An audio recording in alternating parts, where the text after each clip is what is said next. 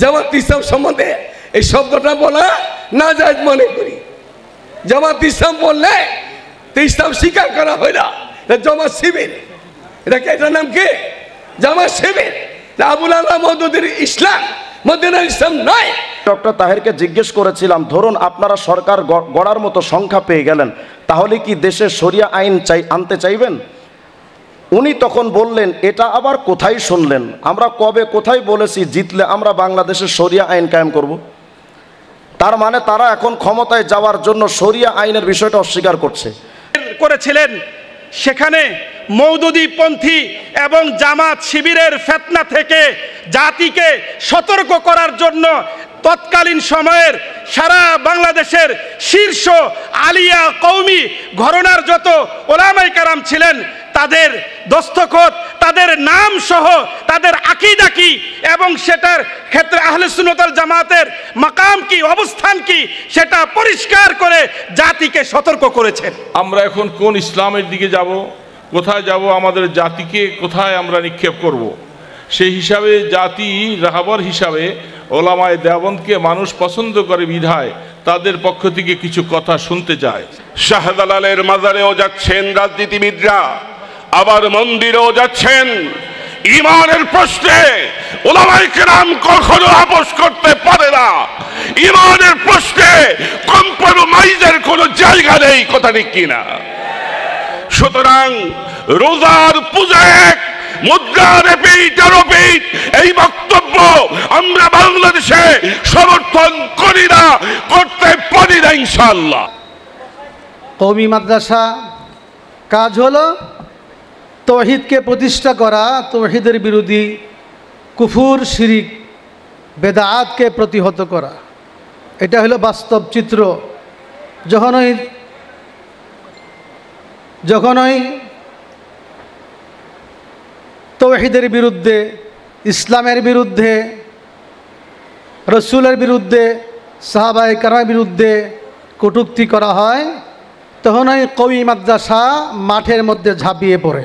ने डाका मारा, सहाबा महफूज नहीं है, सहाबा हुज्जत नहीं है, हम सहाबा की बात को मानते नहीं। इस महल में डाके डालने वाले आए, किसी ने चोरी, किसी ने कोशिश की अंदर से ख़त्म नबुव्वत को चुरा ले, किसी ने चाहा हयातुन नबी को चुरा ले, किसी ने चाहा इस्मत नबुव्वत को चुरा ले, किसी ने चाहा हुज्जियत हदीस को चुरा ले, किसी ने चाहा हिफाजत सहाबा को चुरा ले। और कई आए जो गंद वाले थे, उनने बाहर से गंद अंदर फेंका, बिदआत के नाम पे फेंका। बिदआत हर इलाके की कई है, आप इसको अच्छी तरह समझ सकते हैं। तो दो किस्म के डाकू आए, एक वो थे जिनने पैगंबर के दीन में कमी करने की कोशिश की। কোনো বাতিলের সাথে আপোষ করার ইতিহাস আমাদের নাই, কোনো অপশক্তির সাথে আপোষ করার ইতিহাস আমাদের নাই।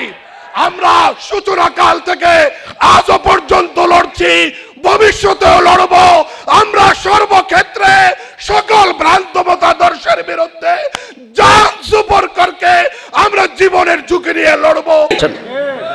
উলামায়ে দেওবন্দ কারা? যারা আমাদের ঈমানকে হরণ করার চক্রান্ত করে যে কোনো বাতিল মতবাদ তাদের দাঁত ভাঙার জবাব দেওয়ার জন্য উলামায়ে কেরাম জান মাল কোরবান করে। পীর পূজা, দরগা পূজা, দুর্গা পূজা, শিরিক, বেদাত, কুসংস্কার, খুরাফাত, এমনকি রাষ্ট্রীয় শিরকের বিরুদ্ধে উলামায়ে দেওবন্দ নিঃস্বার্থভাবে রক্ত দিয়েছেন, জেল খেটেছেন, জরিমানা দিয়েছেন, দেশান্তরিত হয়েছেন, এমনকি জীবন দিয়েছেন, কিন্তু বাতিলের সাথে তারা আতাত করেন নাই। দারুল উলুম দেওবন্দ প্রতিটি জনবসতিতে এমন মাদ্রাসার সিলসিলা কায়েম করে দিল, যে মাদ্রাসার সিলসিলার কারণে আজকের পৃথিবী দেখছে যে সারা পৃথিবীতে যেখানে ঈমান এবং আমলের সমন্বিত নূর, সেটা কোনো না কোনোভাবে দারুল উলুম দেওবন্দের সঙ্গে যুক্ত। ইসলামকে নিয়ে, আল্লাহ এবং আল্লাহর রাসূলকে নিয়ে কটূক্তি করেছিলেন, তার বিরুদ্ধে আন্দোলন করেছে কওমি মাদ্রাসা উলামায়ে কেরাম। জামাত ইসলাম সম্বন্ধে এই শব্দটা বলা না জায়েজ মনে করি। জামাত ইসলাম বললে তো ইসলাম স্বীকার করা হয় না, জামাত শিবির। এটার নাম কি? জামাত শিবির। আবুল আলা মওদুদির ইসলাম মদিনার ইসলাম নয়।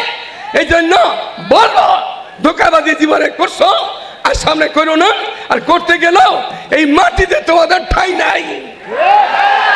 সুতরাং আমি এটা মনে করি যে জামাত ইসলাম না, জমের হাতে ইসলাম। জামাত ইসলাম নয়, জমের হাতে ইসলাম। তার বাদ যদি কোনো পীর, কোনো মুফতি মুহাদ্দিস চলে যায়, এই পীরও জমের হাতে ইসলামের সাথে মিলে গেছে। হালকার কোনো মানুষ ভুল করে থাকলে তওবা করে ফিরে আসেন, তওবা করে ফিরে আসেন, না আপনার চেহারা বাংলার মাটিতে কেউ দেখবে না মুসলমানরা। আমি বলতে চাই, লম্বা চূড়া কথার সময় নাই। আমাদের আমিরে হেফাজত দোয়া করবেন দেশের জন্য, জাতির জন্য।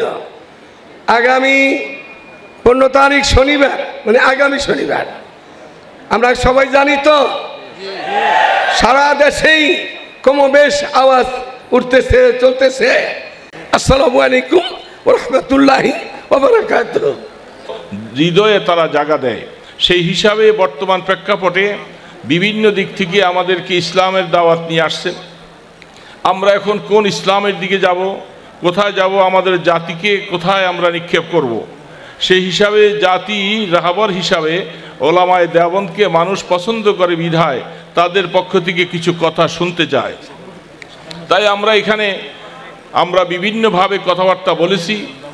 দারুল দেওবন্দকে আমরা যখন চিন্তা ভাবনা করব, দেওবন্দের আকাবিরিনদের চিন্তাধারা হলো তারা কোনোদিন বাতিলের সাথে আপোষ করে নাই, তারা কোনোদিন না হককে হক বলে সাব্যস্ত করেনি। এই জন্য দারুল দেওবন্দের আকাবিরিনদের সেই মাসলাককে সামনে রেখে আমরা কে বা কারা আমাদেরকে হাতছানি দিচ্ছে আমরা সেটার দিকে তাকাবো না। আমরা দেখব মা আনা আলাইহি ওয়া আসহাবি, রসুল করিম সাল্লাল্লাহু আলাইহি সাল্লামের যে কথা ছিল, নাজাত প্রাপ্ত দল হবে শুধু একমাত্র আমার দল, যেটাকে সত্যিকারভাবে আহলুস সুন্নাহ ওয়াল জামাত হিসাবে আখ্যায়িত করা হয়েছে। যদি আহলুস সুন্নাহ ওয়াল জামাতের খারিজ হইয়া কোনো ব্যক্তি আমাদেরকে আহ্বান করে, আরও কিছু বলে, আমরা কোনো অবস্থাতে তাদেরকে সায় দিব না, আমাদের ম্যান্ডেট তাদের কাছে দিতে আমরা রাজি না। এই অবস্থাটুকু আমরা বুঝে রাখবো সকলেই। বিভিন্ন ব্যক্তির ফেরাকে বাতেলা নাম হিসাবে নামকরণ করা হয়েছে এখানে অনেকের বক্তব্যের মধ্যে, আমি সেই নাম আর করতে চাচ্ছি না, কিন্তু আপনারা সকলেই বুঝবেন এই জাতি ওলামায়ে দেওবন্দ আপনাদেরকে রাহনামাই করতেছেন যে সাহাবায়ে কেরামদের আদর্শের উপরে যারা আছে, আমরা আমাদের ম্যান্ডেট, আমাদের রায় আমরা তাদেরকে দিব, তাদেরকে নিয়ে আমরা দেশ গঠন করব। যেই সমস্ত ভাইয়েরা তাদেরকে সহযোগিতা করার আশ্বাস দিয়েছেন, অনুরোধ করব আমাদের ঈমান আকিদাকে বাঁচাতে হবে।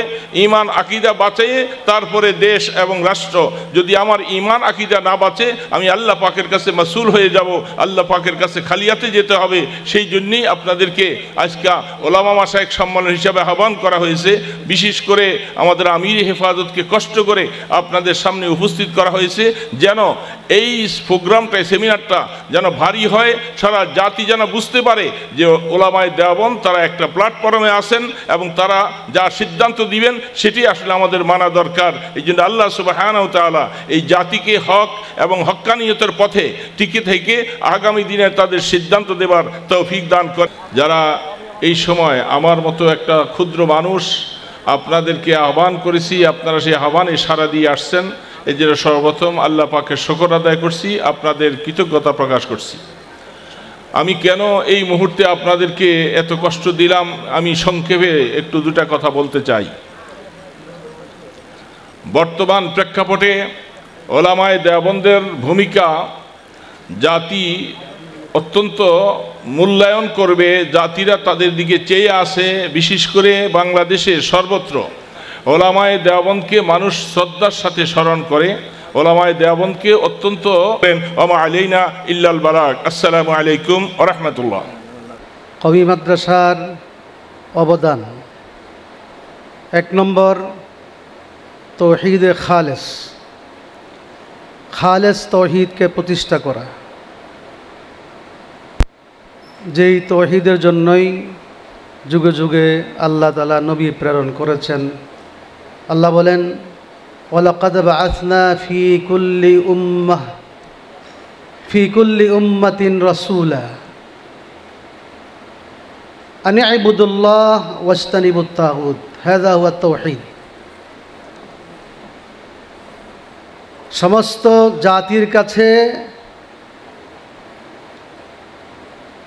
রসুল প্রেরণ করেছি। আল্লাহ বলেন, কেন? তৌহিদের জন্য। আনি আইবুদুল্লাহ, এক আল্লাহর ইবাদত করবে।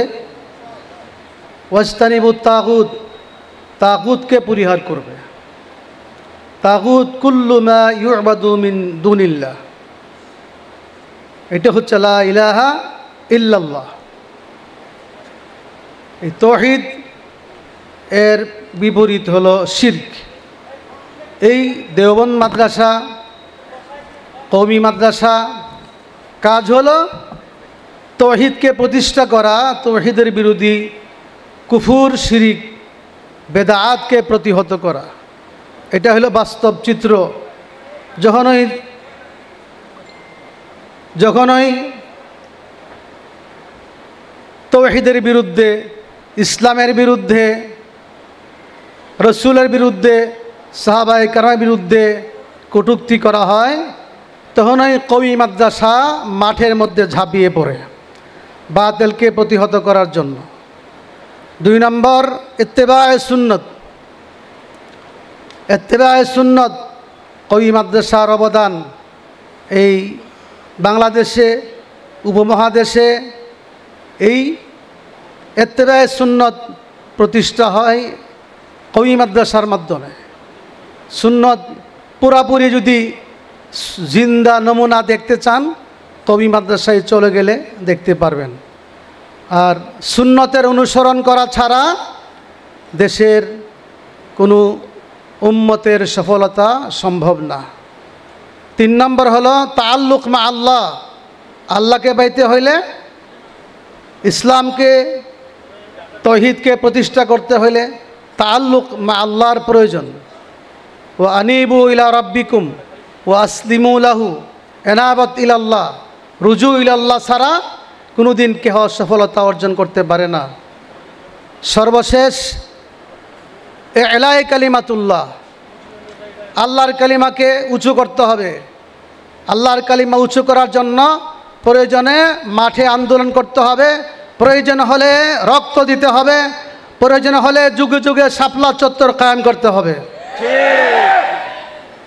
এই কিছুদিন পূর্বে নাচ গানের শিক্ষক প্রাইমারি স্কুলের মধ্যে নিয়োগের জন্য সিদ্ধান্ত গ্রহণ করেছে বর্তমান সরকার।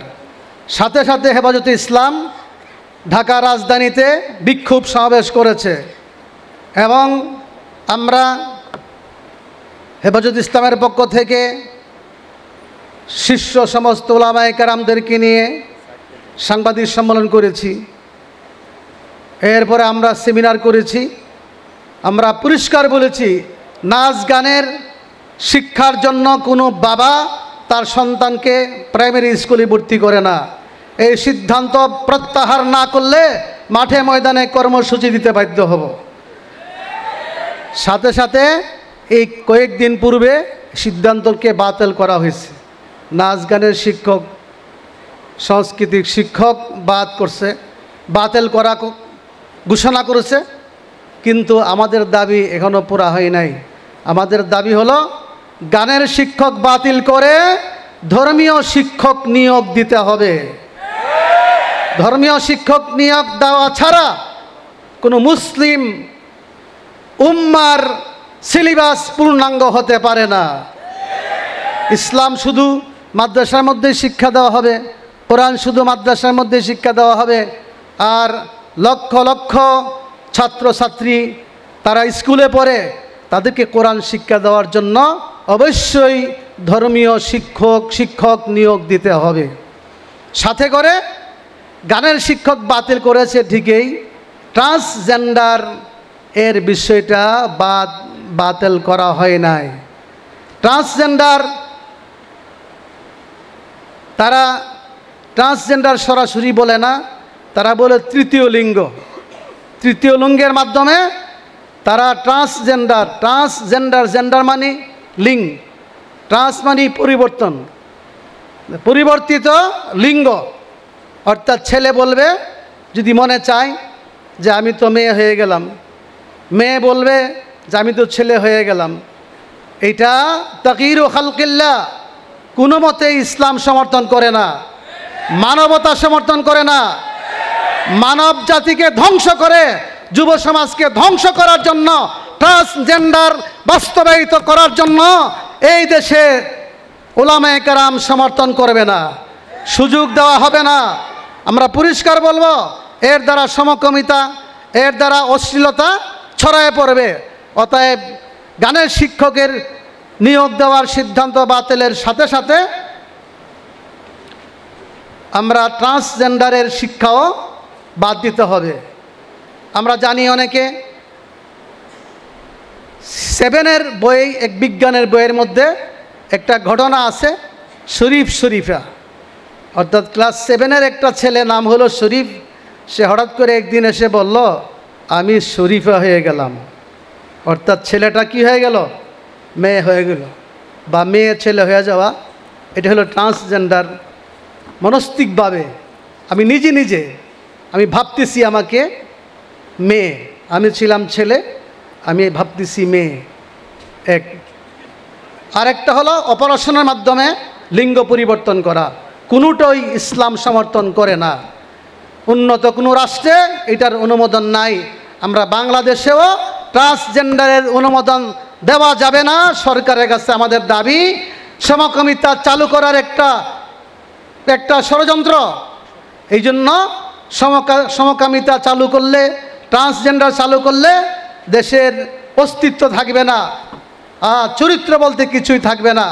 এই জন্য আমরা পরিষ্কারভাবে দাবি জানাইতে চাই, ট্রান্সজেন্ডারের সিদ্ধান্ত, শিক্ষা এই স্কুলের মধ্যে বাতিল করতে হবে। সবসময় যখন এই বাংলাদেশে কোনো নাস্তিক্যবাদ মাথাছাড়া দেয়, ইসলামের বিরুদ্ধে কোনো সিদ্ধান্ত সরকারে নেয়, সর্বপ্রথম কওমি মাদ্রাসা প্রতিবাদ করতে গিয়ে মাঠে নামতে হয়। মাঠে নামে আন্দোলন করে, রক্ত দেয়। আমরা প্রস্তুত। শাপলা চত্বরে রক্ত দিয়েছি, 2021 সালে মোদি বিরোধী আন্দোলনে রক্ত দিয়েছি, আবার প্রয়োজন হলে রক্ত দিব। তারপরও বাংলাদেশে কোনো সময় ইসলাম বিরোধী কোনো আইন করতে দেব না। ওই মাদ্রাসার একটা সবচেয়ে গুরুত্বপূর্ণ বিষয়, যেটা পৃথিবীর কোনো শিক্ষা প্রতিষ্ঠানের মধ্যে নাই, সেটা হচ্ছে তালিমের সাথে তরবিয়ত, শিক্ষার সাথে দীক্ষা। তরবিয়ত ছাড়া কোনো শিক্ষার দ্বারা উন্নত জাতি গঠন করা সম্ভব নয়। তরবিয়ত হলো আসল। তালিম তো শুধু আক্ষরিক জ্ঞান, আর তরবিয়ত হলো নুবুউন, রুহিয়ুন, ওয়া খুলুকিয়ুন, ওয়া আকলিয়ুন, ওয়া বাদানিয়ুন, শামিলুল লিল হায়া। তরবিয়ত হলো গোটা একটা ছাত্রের জীবন গড়ার নাম। জীবন গড়তে হলে শুধু লেখাপড়ার দ্বারা হবে না, সাথে তরবিয়ত লাগবে, আত্মশুদ্ধি লাগবে, চরিত্র গঠন লাগবে। পুরা জীবনকে গঠন করার নাম হলো তরবিয়ত। এই জন্য আল্লাহ বলেছেন, কুনু রাব্বানিয়িন বিমা কুনতুম তুআল্লিমুনাল কিতাব ওয়া বিমা কুনতুম তাদরুসুন। এই তরবিয়ত ছাড়া, এই শিক্ষার দ্বারা সমাজ সন্ত্রাস মুক্ত হবে না, মাদক মুক্ত হবে না, সমাজ অপরাধ মুক্ত হবে না। অপরাধ মুক্ত করতে হলে, দেশের সুনাগরিক তৈরি করতে হলে তালিমের সাথে তরবিয়ত লাগবে। এই তরবিয়তটা একমাত্র কওমি মাদ্রাসার মধ্যে আছে, আর কোনো শিক্ষা প্রতিষ্ঠানের মধ্যে নাই। এই জন্য কওমি মাদ্রাসা আল্লাহ তাআলা আমাদেরকে এনেছেন। আমরা কওমি মাদ্রাসার ছাত্র, কওমি মাদ্রাসার খাদেম, এটাই আমাদের জন্য গর্ব। বর্তমান যুগে খালেস ইসলাম, খালেস তৌহিদ, ইত্তেবায়ে সুন্নাত, ইলায়ে কালিমাতুল্লাহ, তাআল্লুক মা আল্লাহ, এগুলি পুরাপুরি পাওয়া গেলে একমাত্র কওমি মাদ্রাসার মধ্যে আছে। আল্লাহ তাআলা আমাদের সবাইকে তৌফিক দান করুক। হযরত মাওলানা আব্দুল্লাহ আওয়াল সাহেব দামাত বারাকাতুহুম যে উদ্যোগ নিয়েছেন, আজকের এই আলোচনাটা খুবই প্রয়োজন। আমরা আমাদেরকে চিনতে হবে, ওই মাদ্রাসায় কেন পড়ব? শুধু তাদরিস না, ইলায়ে কালিমাতুল্লাহ, জিহাদ ফি সাবিলিল্লাহ দেওবন্দ এবং কওমি মাদ্রাসার মধ্যে বিদ্যমান। শুধু তাদরিস নয়, তাদরিসের সাথে তরবিয়ত, তরবিয়তের সাথে ইত্তেবায়ে সুন্নত পাইতে হলে তাআল্লুক মা আল্লাহ লাগবে, সর্বশেষ ইলায়ে কালিমাতুল্লাহ লাগবে। আল্লাহ তাআলা আমাদের সবাইকে তৌফিক দান করুক। ওয়া আখিরু দাওয়ানা আলহামদুলিল্লাহি রাব্বিল আলামিন। আসসালামু আলাইকুম ওয়া রাহমাতুল্লাহি ওয়া বারাকাতুহু। और मैं खुल के बात करूँ कि देवबंदियत क्या है, समझाएं इनको देवबंदियत क्या है। आप 4 लफ्ज़ समझें, इन लफ्ज़ों को समझने से बहुत सारे मसाइल हल होंगे। 4 लफ्ज़ समझें। नंबर 1 दीन, नंबर 2 मसलक, नंबर 3 मज़हब, नंबर 4 मनहज। अल्लाह का वास्ता समझना। नंबर 1 दीन, नंबर 2 मसलक, नंबर 3 मज़हब, नंबर 4 मनहज। हमारा दीन इस्लाम है, हमारा मसलक अहल सुन्नत वल जमात है, हमारा मज़हब अहनाफ है, हमारा मनहज देवबंद है। लोग कहते हैं देवबंदी मसले की इख्तलाफ है। तुम्हें किसने कहा मसले की इख्तलाफ है? हम तो देवबंद को मज़हब नहीं कहते, मसलक तो और ऊपर है। अब मुझे लफ्ज़ समझाने पड़ेंगे ना। मैं एक लफ्ज़ को समझाऊं तो 1 घंटा के लफ्ज़ में तो 4 घंटे तो चाहिए होंगे ना। मैं सिर्फ इशारे कर रहा हूँ। दीन बोलिए, याद करें ना, याद करें। मैं अपने बयान को जज्बात की राह में बह नहीं देता। बेहम्दुलिल्लाह मेरे बयान की रफ्तार इतनी है कि आपके कान मेरे बयान का साथ नहीं देंगे, लेकिन तब जब ज़रूरत तो हो ना, ज़रूरत हो तो हम अपनी खिताबत दिखाएं ना। बिला ज़रूरत मैं आपके क्या कान दिखाऊँगा। हमारा दीन इस्लाम है, हमारा मसलक अहल सुन्नत वल जमात है, हमारा मज़हब अहनाफ है, हमारा मनहज देवबंद है। फिर समझें, हमारा दीन इस्लाम है, हमारा मसलक अहल सुन्नत वल जमात है, हमारा मज़हब अहनाफ है, हमारा मनहज देवबंद है। मैं शॉर्टकट कहता हूँ, दीन मनसूसात कतईयात का नाम है, मसलक मनसूसात ज़न्नियात का नाम है, मज़हब इज्तिहादियात का नाम है, और मनहज तरीक़ेकार का नाम है। दीन, फिर सुने, दीन मनसूसात कतईयात का नाम है, मसलक मनसूसात ज़न्नियात का नाम है, मज़हब इज्तिहादियात का नाम है, मनहज तरीक़ाकार पॉलिसी का नाम है। मैं एक कदम और उठा के बात समझाता हूँ। मनसूसात कतईयात दीन, इसके इख्तिलाफ़ का नाम इस्लाम और कुफर का इख्तिलाफ़ है। हक़ और बातिल के इख्तिलाफ़ को इख्तिलाफ़ दीन कहते हैं, तक़ाबुल अदियान कहते हैं। मसलक के इख्तिलाफ़ को ज़लालत और हिदायत, सुन्नत और बिदअत का इख्तिलाफ़ कहते हैं। मज़हब के इख्तिलाफ़ को हक़ और ख़ता का इख्तिलाफ़ कहते हैं, अजर अजरान का इख्तिलाफ़ कहते हैं, राजे मरजू का इख्तिलाफ़ कहते हैं, औला खिलाफ़ औला का इख्तिलाफ़ कहते हैं। और मनहज के इख्तिलाफ़ को ना कुफर कहते हैं, ना बिदअत कहते हैं, ना ख़ता कहते हैं। तरीक़ाकार हर दौर में बदलता रहता है, तरीक़ाकार बदलता रहता है, पॉलिसियाँ बदलती रहती हैं, असल चीज़ें कभी नहीं बदलती। फिर समझे ज़रा, हमारा दीन बोलिए इस्लाम है, हमारा मसलक अहल सुन्नत वल जमात है, हमारा मज़हब अहनाफ है, हमारा मनहज देवबंद है। मैं देवबंद के मनहज पे थोड़ी सी बात करूँगा, लेकिन 4 लफ्ज़ और समझ लें, इससे आपको देवबंदियत समझ आएगी। 4 लफ्ज़ और समझ लें। नंबर 1 तकमील दीन, नंबर 2 तमकीन दीन, नंबर 3 तदवीन दीन, नंबर 4 ततहीर दीन। लफ्ज़ आप समझ लें, मैं तर्जमा कर दूंगा, परेशान न हुआ करें। मैं अरबी लफ्ज़ बोलता हूँ ताकि याद हो जाए, फिर तर्जमा इतना करता हूँ कि आवाम भी समझती है। आप तो माशाल्लाह तालिब इल्म बैठे, आवाम भी समझती है।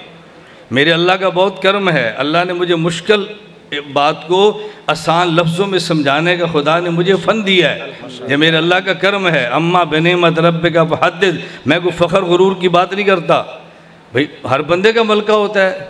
मैं तो इल्म के दावे थोड़ा कर रहा हूँ, मैं आलिम हूँ, मैं तो नहीं कह रहा, मैं तो समझाने की बातें कर रहा हूँ। तवज्जो रखें, 4 लफ्ज़ याद रखें।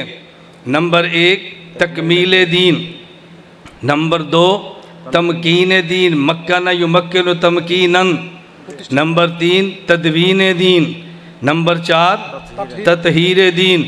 तमकीन दीन, नंबर 1 तकमील दीन, ये दौर नबुव्वत है। नंबर 2 तमकीन दीन, ये दौर सहाबा है। नंबर 3 तदवीर दीन, ये दौर अइम्मा मुज्तहिदीन है। नंबर 4 ततहीर दीन, ये दौर देवबंद है। नंबर 1 याद करो, याद करो, इसको सबक समझो, बयान ना समझो। मैं तो अवामी इज्तिमात में बयान करूँ तो मैं कहता हूँ बयान को ना समझो, सबक समझो। अगर आपने इसको सबक समझ लिया तो मुझे फ़ायदा क्या होगा? मैं आपके फ़ायदे की बात नहीं करता। ओ हज़रत उनफुसुशुह, इंसान लालची है, मैं भी लालची हूँ। आप इसको सबक समझेंगे तो मुझे फ़ायदा क्या होगा? मुझे 1 घंटे के बयान से कितने शागिर्द मिल जाएंगे? मेरा फ़ायदा होगा ना। आप सबक नहीं समझेंगे, मैं 10 घंटे भी बयान करूँगा तो आपने कहा ना खतीब साहब ने तकरीर की है, मौलाना साहब ने बयान किया है। और अगर आपने इसको सबक समझा तो आपने कहना उस्ताद जी ने बयान किया है। फिर जब उस्ताद जी कहेंगे बैठ जाओ, क्या कर रहे हो, निकल जाओ, आपने खुशी से बात कबूल की, भी उस्ताद जी कह रहे हैं तो मेरा फ़ायदा होगा या नहीं? मुझे बने बनाए बांग्लादेश में बंदे मिल जाए तो मुझे और क्या चाहिए? सबक समझो। नंबर 1 तकमील दीन, नंबर 2 तमकीन दीन, नंबर 3 तदवीन दीन, नंबर 4 ततही समझना। पहला दौर तकमील दीन है। अल यौम अकमलतु लकुम दीनकुम, अल्लाह के नबी ने दीन को कामिल मुकम्मल फरमा दिया है। दूसरा दौर तमकीन दीन है। वला युमक्किनन्ना लहुम, सहाबा किराम ने दीन को जगह दी है, दीन को घर दिया है, दीन को ज़मीनें दी हैं, दीन को जायदाद दी है, दीन को दुनिया में पुख्ता फरमाया है। तीसरा दौर तदवीन दीन है, दीन को लिखवाने वाले इनमें पहला नंबर इमाम अबू हनीफा का है। इमाम सयूती शाफी फरमाते हैं इन्नो अव्वल मन दव्वन इल्म शरिया वरतबहु अबवाबन वलम यस्बिकु अहदुन, तदवीन दीन के मुदव्वन अव्वल इमाम अबू हनीफा है। नंबर 4 ततहीर दीन, देवबंद ने क्या किया है समझना। देवबंद ने क्या किया है? दीन एक महल का नाम है। जब महल बन जाता है, मकान बन जाता है, खूबसूरत बिल्डिंग बन जाती है, उसमें 2 किस्म के लोग आते हैं। बाज़ लोग वो होते हैं जो अंदर से कीमती चीज़ें चोरी करके ले जाते हैं, और बाज़ वो होते हैं जो बाहर से गंद ला के फेंकते हैं। क्योंकि महल बनाने वाला नज़र नहीं आ रहा, महल बनाने वाला मौजूद नहीं है। हमारे दीन को मुकम्मल हमारे पैगंबर पाक ने किया है सल्लल्लाहु अलैहि वसल्लम। वो दीन का महल बनाने के बाद दुनिया से तशरीफ़ ले गए हैं। अब महल नज़र आता है, कोई आता है चोर, इस महल से कीमती चीज़ को निकालता है। कोई आता है गंदा, वो इस महल में गंद को फैलता फेंकता है। हम देवबंद वाले, हम दीन के ठेकेदार नहीं हैं, हम दीन के चौकीदार हैं। चौकीदार 2 काम करता है। नंबर 1 महल से कीमती चीज़ को जाने नहीं देता, और बाहर से गंद अंदर आने नहीं देता। हम ततहीर दीन वाले, नारा नहीं मारना, हम देवबंद वाले चौकीदार हैं, ठेकेदार नहीं है। चौकीदार 2 काम करता है। नंबर 1 अंदर से कीमती चीज़ जाने नहीं देता, बाहर से गंद आने नहीं देता। आप कहोगे आप क्या कहना चाहते हैं? मैं ये कहना चाहता हूँ दुनिया में फितने 2 किस्म के हैं। एक फितना वो है जो दीन में कमी करता है, जिसे इल्हाद कहते हैं। एक फितना वो है जो दीन में इजाफे करता है, जिसे बिदआत कहते हैं। कोई इल्हाद के नाम पे दीन से चोरियां करता है। चोरी क्या की है? कभी उसने डाका मारा, हुजूर आखिरी नबी नहीं है, किसी ने डाका मारा, नबी मासूम नहीं है, किसी ने डाका मारा, नबी कब्र में जिंदा नहीं है, किसी ने डाका मारा, सहाबा महफूज नहीं है, किसी ने डाका मारा, सहाबा महफूज नहीं है, सहाबा हुज्जत नहीं है, हम सहाबा की बात को मानते नहीं। इस महल में डाके डालने वाले आए, किसी ने चोरी, किसी ने कोशिश की अंदर से खत्म नबुव्वत को चुरा ले, किसी ने चाहा हयातुन नबी को चुरा ले, किसी ने चाहा इस्मत नबुव्वत को चुरा ले, किसी ने चाहा हुज्जियत हदीस को चुरा ले, किसी ने चाहा हिफाजत सहाबा को चुरा ले। और कई आए जो गंद वाले थे, उनने बाहर से गंद अंदर फेंका, बिदआत के नाम पे फेंका। बिदआत हर इलाके की कई है, आप इसको अच्छी तरह समझ सकते हैं। तो 2 किस्म के डाकू आए। एक वो थे जिनने पैगंबर के दीन में कमी करने की कोशिश की, इल्हाद वाले हैं। किसी ने गंद बाहर बाहर से डालने की कोशिश की। जो बिदआत वाले हैं, देवबंद वाले ठेकेदार नहीं, चौकीदार बन के खड़े हो गए। ये इल्हाद के नाम पे दीन के अंदर से चोरी होने नहीं देते, बिदआत के नाम पे गंद अंदर आने नहीं देते। जो काम नारा नहीं, आप मेरी बात सुने, कभी सबक में भी नारे लगते हैं, भाई सबक हो रहा है, कभी सबक में नारे लगते हैं। हाँ, सबक में कभी उस्ताद जोश में भी पढ़ा लेता है। हमने सबक पढ़ा, कभी उस्ताद जोश में आ जाता है, तो आप समझे भी ये जोश इधर आ गया। बस नारे के लिए 15 नवंबर कॉन्फ्रेंस आ रही है, आ रही है 15 नवंबर इंशाअल्लाह सुम्मा इंशाअल्लाह। आप हमें 15 नवंबर को बोलने का मौका दें और आप नारे लगाएं। आप देखें खत्म दलाइल होते क्या हैं। हम कादियानियत के दलाइल को जूते की नोक पे उड़ाना दे, हमें देवबंद का बेटा ना कहना। नारे का मौका होता है, जब नारे का मौका, याद रखना, एक होती है इल्मी गुफ्तगू, एक होती है तहरीकी गुफ्तगू। इल्मी गुफ्तगू को तवज्जो से सुनो, लिखो, नोट करो। तहरीकी गुफ्तगू में अपना जोश दिखाओ, नारे मारो, मैदान पे निकलो। और ये फैसला मैंने नहीं करना, मेरी आदत है, मैंने नहीं करना, ये इन्होंने करना है। बांग्लादेश की क़यादत मैं नहीं हूँ, ये है, इन्होंने फैसला करना है, हमने कारकुन बन के लड़ना है। बस आज पूरे पाकिस्तान में मेरे आप जलसे देख रहे हैं, मैं अपने देवबंदी हर स्टेज पे जाता हूँ, मैं कहता हूँ भी मैं कारकुन बनकर आया हूँ, कायद बनकर नहीं आया। फैसले आपने करने हैं, हम वकील हैं, केस हमने लड़ना है। हम केस लड़ेंगे, भाई कितना लड़ना है, जितना चाहो उतना लड़ा लो। और ये बात भी ज़हन में रख लें, मैं वकील सस्ता नहीं हूँ, फ्री हूँ। आप समझ रहे हैं, मैं वकील सस्ता नहीं हूँ बल्कि वकील फ्री हूँ। मैंने अपने मेज़बानों से कह रखा है, किसी भी जलसे पर लेकर जाओ, किसी जलसे वाले से पैसा नहीं मांगना। मैं सबके सामने ऐलान कर रहा हूँ, बस किसी जलसे वाले से पैसा नहीं मांगना। कोई टका दे तो न दे, तो जो चाहे मर्जी, चाहे दे न दे, खाना खिलाए न खिलाए, छोड़ दें, हमें सिर्फ बयान करने का मौका दे, हमारे बयान पर पाबंदी न लगाएं। बस हमें कभी देवबंद का स्टेज है, तुम देवबंदियत को बयान करो। मैं बात समेटता हूँ, तवज्जो रखना। मैं साथ अपनी घड़ी भी देखता हूँ, मेरी आदत है, मैं पूछता हूँ भाई कितने बजे शुरू करूँ, किस उन्वान पे करूँ, कितनी देर करूँ, कितने बजे शुरू करूँ, वो भी आज ख़त्म हो गया, और किस उन्वान पे करूँ वो भी ख़त्म हो गया, कितने बजे ख़त्म करूँ वो भी ख़त्म हो गया। तो कसूर तो मेरा नहीं है। मुझे रात मौजू और बताया, रास्ते में और बताया, अभी कान में और बताया, तो बताओ 3 मौजू को मैं कैसे छेड़ना शुरू करूँगा। मैं बात समेटता हूँ, तवज्जो रख लें। देवबंदियत को समझें, देवबंदियत तहीर दीन का नाम है, और हमारे दीन में बुनियाद जो शख्सियात हैं, हम 2 चीज़ों का कायल हैं। नंबर 1 नज़रियात, नंबर 2 शख्सियात। हम नज़रियात को भी दीन समझते हैं और बाद शख्सियात को भी दीन समझते हैं। शख्सियात में पहला नंबर अम्बिया का है और आखिरी पैगंबर हज़रत ख़ातमुल अम्बिया सल्लल्लाहु अलैहि वसल्लम का है।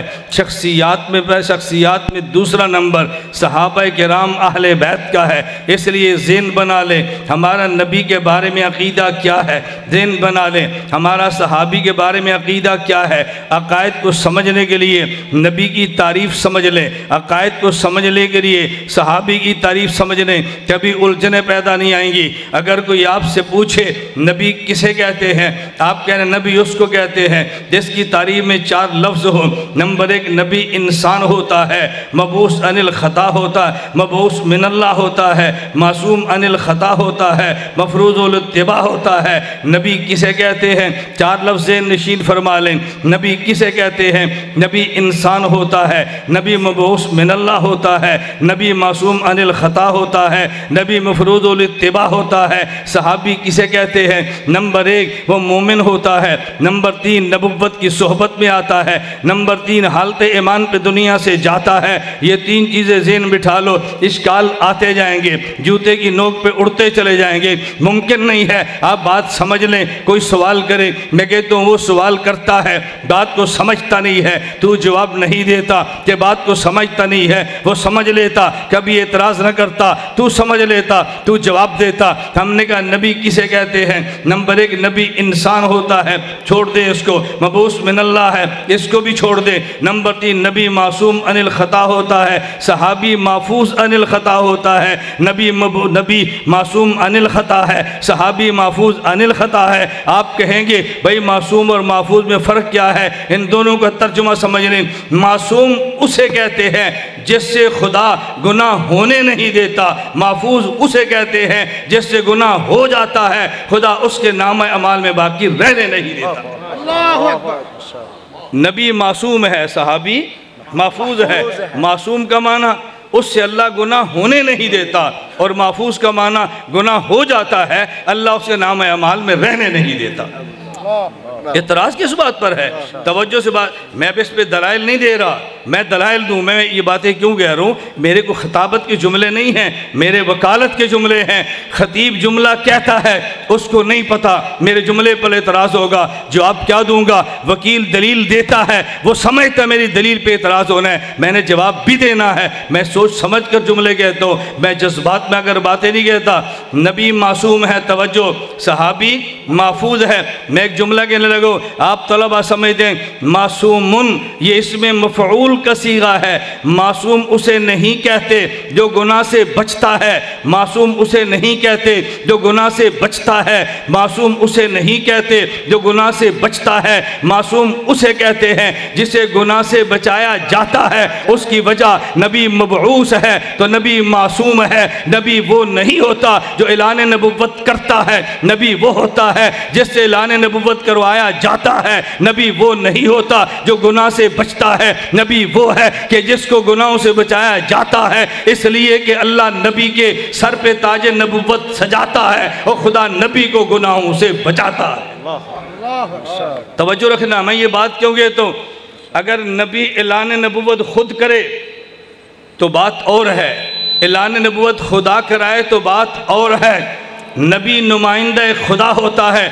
अगर नबी गुनाह कर ले, एतराज़ नबी पे नहीं होगा, एतराज़ नबी पे खुदा के होगा। तवज्जो, एतराज़ नबी पे नहीं होगा, नबी पे खुदा पे होगा। इसलिए अल्लाह अपनी ज़ात को एतराज़ से बचाता है, नबी को गुनाहों से बचा के रखता है। मैं एक बात कहने लगा, पैगम्बर के घर में बीवियाँ आई हैं, अज़वाज मुतहरात आई हैं। इन अज़वाज मुतहरात में से किसी ज़ौजा से पैगम्बर ने खुद निकाह नहीं किया। अल्लाह के नबी खुद फरमाते हैं, मा तज़व्वजतु बिशैइन मिन निसाई व मा ज़व्वजतु बिशैइन मिन बनाती इल्ला बिवहयिन जा बिही जिब्राईल।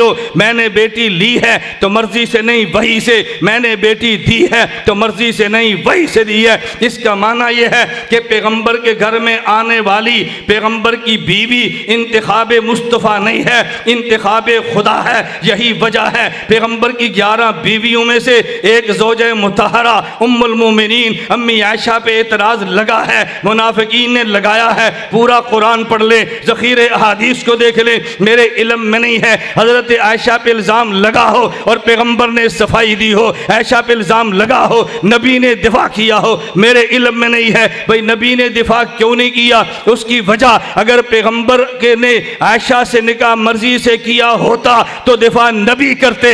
आयशा इंतखाब मुस्तफ़ा नहीं है, आयशा इंतखाब खुदा है। हजूर ने दिफा नहीं किया, खुदा ने खुद किया है। इसलिए अगर खुदा दिफा न करते तो लोग कहते आयशा इंतखाब मुस्तफ़ा का है, जिब्रील इंतखाब मुस्तफ़ा का है। छोटी बच्ची थी, अलयासुबिल्लाह, मैं वो जुमले ज़बान पे नहीं ला सकता जो काफिर भौंक देता। अल्लाह ने नबी से दिफा नहीं कराया, खुद दिफा कराया, क्योंकि आयशा इंतखाब मुस्तफ़ा नहीं है, दिफा नबी ने नहीं किया, इंतखाब खुदा है। एतराज़ खुदा, दिफा खुदा ने किया। अगर खुदा न करता तो तुम एतराज़ करते। जिस तरह पैगंबर की बीवी इंतखाब मुस्तफ़ा है, एतराज़ आए खुदा जवाब देता है। खुद मुस्तफ़ा इंतखाब खुदा है, एतराज़ आए जवाब खुदा देता है। नबी मासूम है, नबी मासूम, बोलिए भाई, बोलिए नबी, और ऊंची आवाज से नबी मासूम है, और ऊंची आवाज से नबी मासूम है। तवज्जो रखें भाई, नबी मासूम है तो नबी पर जो एतराज़ क़यामत तक होने थे उसके जवाब खुद हैं। पहले नबी जिनने ऐलान नबुव्वत किया, हज़रत आदम अलैहिस्सलाम, लोगों ने कहा जी आदम से गुनाह हुआ। मैंने कहा हम नहीं मानते गुनाह हुआ, तुम कहते हो गुनाह हुआ, कुरान पढ़ दो। क्या जी कुरान करीम में है वासा आदम रब्बहु, हज़रत आदम ने खुदा की नाफरमानी की है। मैंने कहा था कुरान न पढ़ो, कुरान पूरा पढ़ो। अगर असा आदम है उसी कुरान में नसिया आदम भी है, उसी कुरान में नसिया भी है। भाई मुझे बताओ नसिया भूल जाना ये गुनाह होता है? कहा जी नहीं। मैंने कहा तुमने इतराज करना था, असा को लेकर खुदा ने जवाब दिया नसिया को लेकर। खुदा ने फरमाया तवज्जो, आदम भूल गए हैं। मैं बात मुख्तसर लफ्ज़ में पूरी करता हूँ। भाई आदम भूल गए हैं, आपके ज़हन में सवाल होगा मैं भी असा पे बात नहीं करता, मैं तगा पे बात नहीं करता, मैं गवा पे बात नहीं करता, ये इल्मी वैसे हैं, बात लंबी हो जाएगी। मैं मुख्तसर सी बात समझाने लगा हूँ। हज़रत आदम अलैहिस्सलाम के बारे में कुरान कहते हैं नसिया, आदम भूल गया। फिर सवाल करेंगे अच्छा अगर आदम भूल गए थे, ये भूल के दरख्त का पत्ता खाना या फल खाना गुनाह नहीं था, खुदा ने जन्नत से क्यों निकाला? खुदा ने क्यों डांटा? रब्बना ज़लमना ये दुआएं क्यों मांगी? 40 साल हज़रत हव्वा आदम जुदा क्यों रहे? इससे तो पता लगता है गुनाह था। मैंने कहा बात तवज्जो समझना, भाई भूल जाना फ़र्क है। मैं आपसे एक मसला पूछता हूँ, मुझे बताएं अगर रोज़ेदार भूल कर खा ले तो रोज़ा टूट जाता है? तवज्जो, मैंने अगला सवाल करना है, आपने फंसना है, इसलिए मैं आपसे बुलवा रहा हूँ ताकि आपको बात समझ आए। आदमी भूल कर रोज़ेदार खा ले तो रोज़ा टूट जाता है? नहीं। और भूल कर नमाज में बात कर ले तो बोलिए नमाज टूट जाता है। फंस गए ना? भूल कर खा ले तो रोज़ा नहीं टूटता, भूल कर नमाज में बात कर ले तो नमाज छूट जाए। अब आदम का भूलना आपको समझ आएगा। देखिए भूलना दो किस्म का है, एक भूल जाना रोज़ेदार का है, एक भूल जाना नमाज वाले का है। रोज़ेदार भूल जाए रोज़ा नहीं टूटता, गुनाह भी नहीं है। नमाज वाला भूल जाए तो ये इसके ऊपर गुनाह तो नहीं है, लेकिन कहा नमाज दोबारा पढ़ो, डांट पड़ जाती है, दोबारा पढ़ो, ये डांट पड़ी है, दोबारा पढ़ो। रोज़ेदार ने भूला और खा लिया, रोज़ा भी नहीं टूटा, गुनाह भी नहीं है। नमाजी भूल गया, नमाज टूट गई, डांट पड़ गई, दोबारा पढ़ो, लेकिन गुनाह नहीं है। एक भूलना उम्मती का है, एक भूलना नबी का है। उम्मती का भूलना और है, नबी का भूलना और है। उम्मती भूल जाए गुनाह भी नहीं है, डांट भी नहीं है। नबी भूल जाए गुनाह तो नहीं है लेकिन डांट है। मैं मिसाल देने लगा हूँ, ये दोनों में फ़र्क क्यों है? इस फ़र्क की वजह यह है कि भूल में फ़र्क है।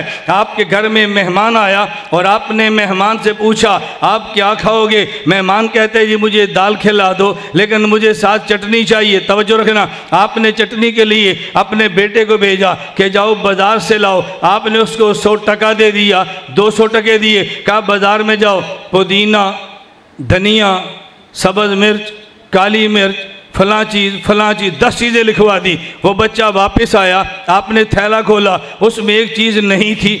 आपने बच्चे को डांटा तू फलां चीज़ क्यों भूल गया? लोग कहेंगे बच्चा है, तुमने 10 चीज़ें ज़िम्मे लगाई थी, एक भूल गया तो क्या हुआ? तो ज़िम्मे 10 काम हों, एक भूल जाए तो डांट नहीं पड़ती। लेकिन अगर बच्चे से आप ये कहें, नौकर से कहें, खादिम से कहें घर में सारी चीज़ें मौजूद हैं, आप सिर्फ बाज़ार से जाओ और वो जाकर ये सिर्फ आप सब्ज़ मिर्च ले आओ। वो वापस आया तो सब्ज़ मिर्च की बजाय धनिया था, क्या किया? कहा जी भूल गया। अब डांट पड़ती है।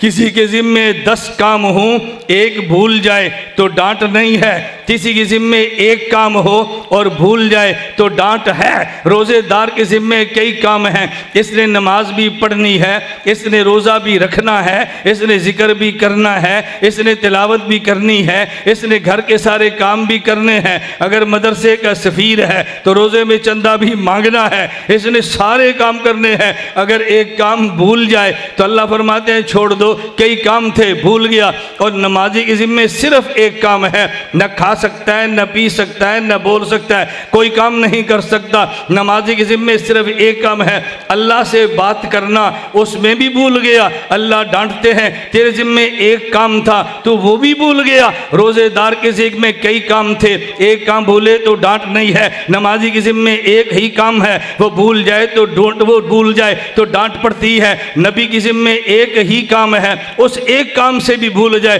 तो अल्लाह डांटते हैं तुझे नहीं भूलना चाहिए था। उम्मती का भूलना रोज़ेदार का भूलना है, नबी का भूलना नमाजी का भूलना है। रोज़ेदार भूल जाए तो रोज़ा भी नहीं टूटता, गुनाह भी नहीं है। नमाज वाला अगर भूल जाए तो इसकी नमाज टूट जाती है, लेकिन गुनाह नहीं है, डांट पड़ती है। हज़रत आदम अलैहिस्सलाम भूले, ये भूलना नबी का था, गुनाह नहीं था, लेकिन डांट पड़ी है। और डांटने वाला कौन है? डांटने वाला कौन है ये तो समझो ना। हम कहते हैं डांट क्यों पड़ी? आप कहेंगे जी रब्बना ज़लमना, तवज्जो, रब्बना ज़लमना तो साफ कहता है मैंने जुल्म किया है। जुल्म तो गुनाह को कहते हैं, वो तो साफ कहते हैं मैंने जुल्म किया। आप इसका माना क्या करेंगे?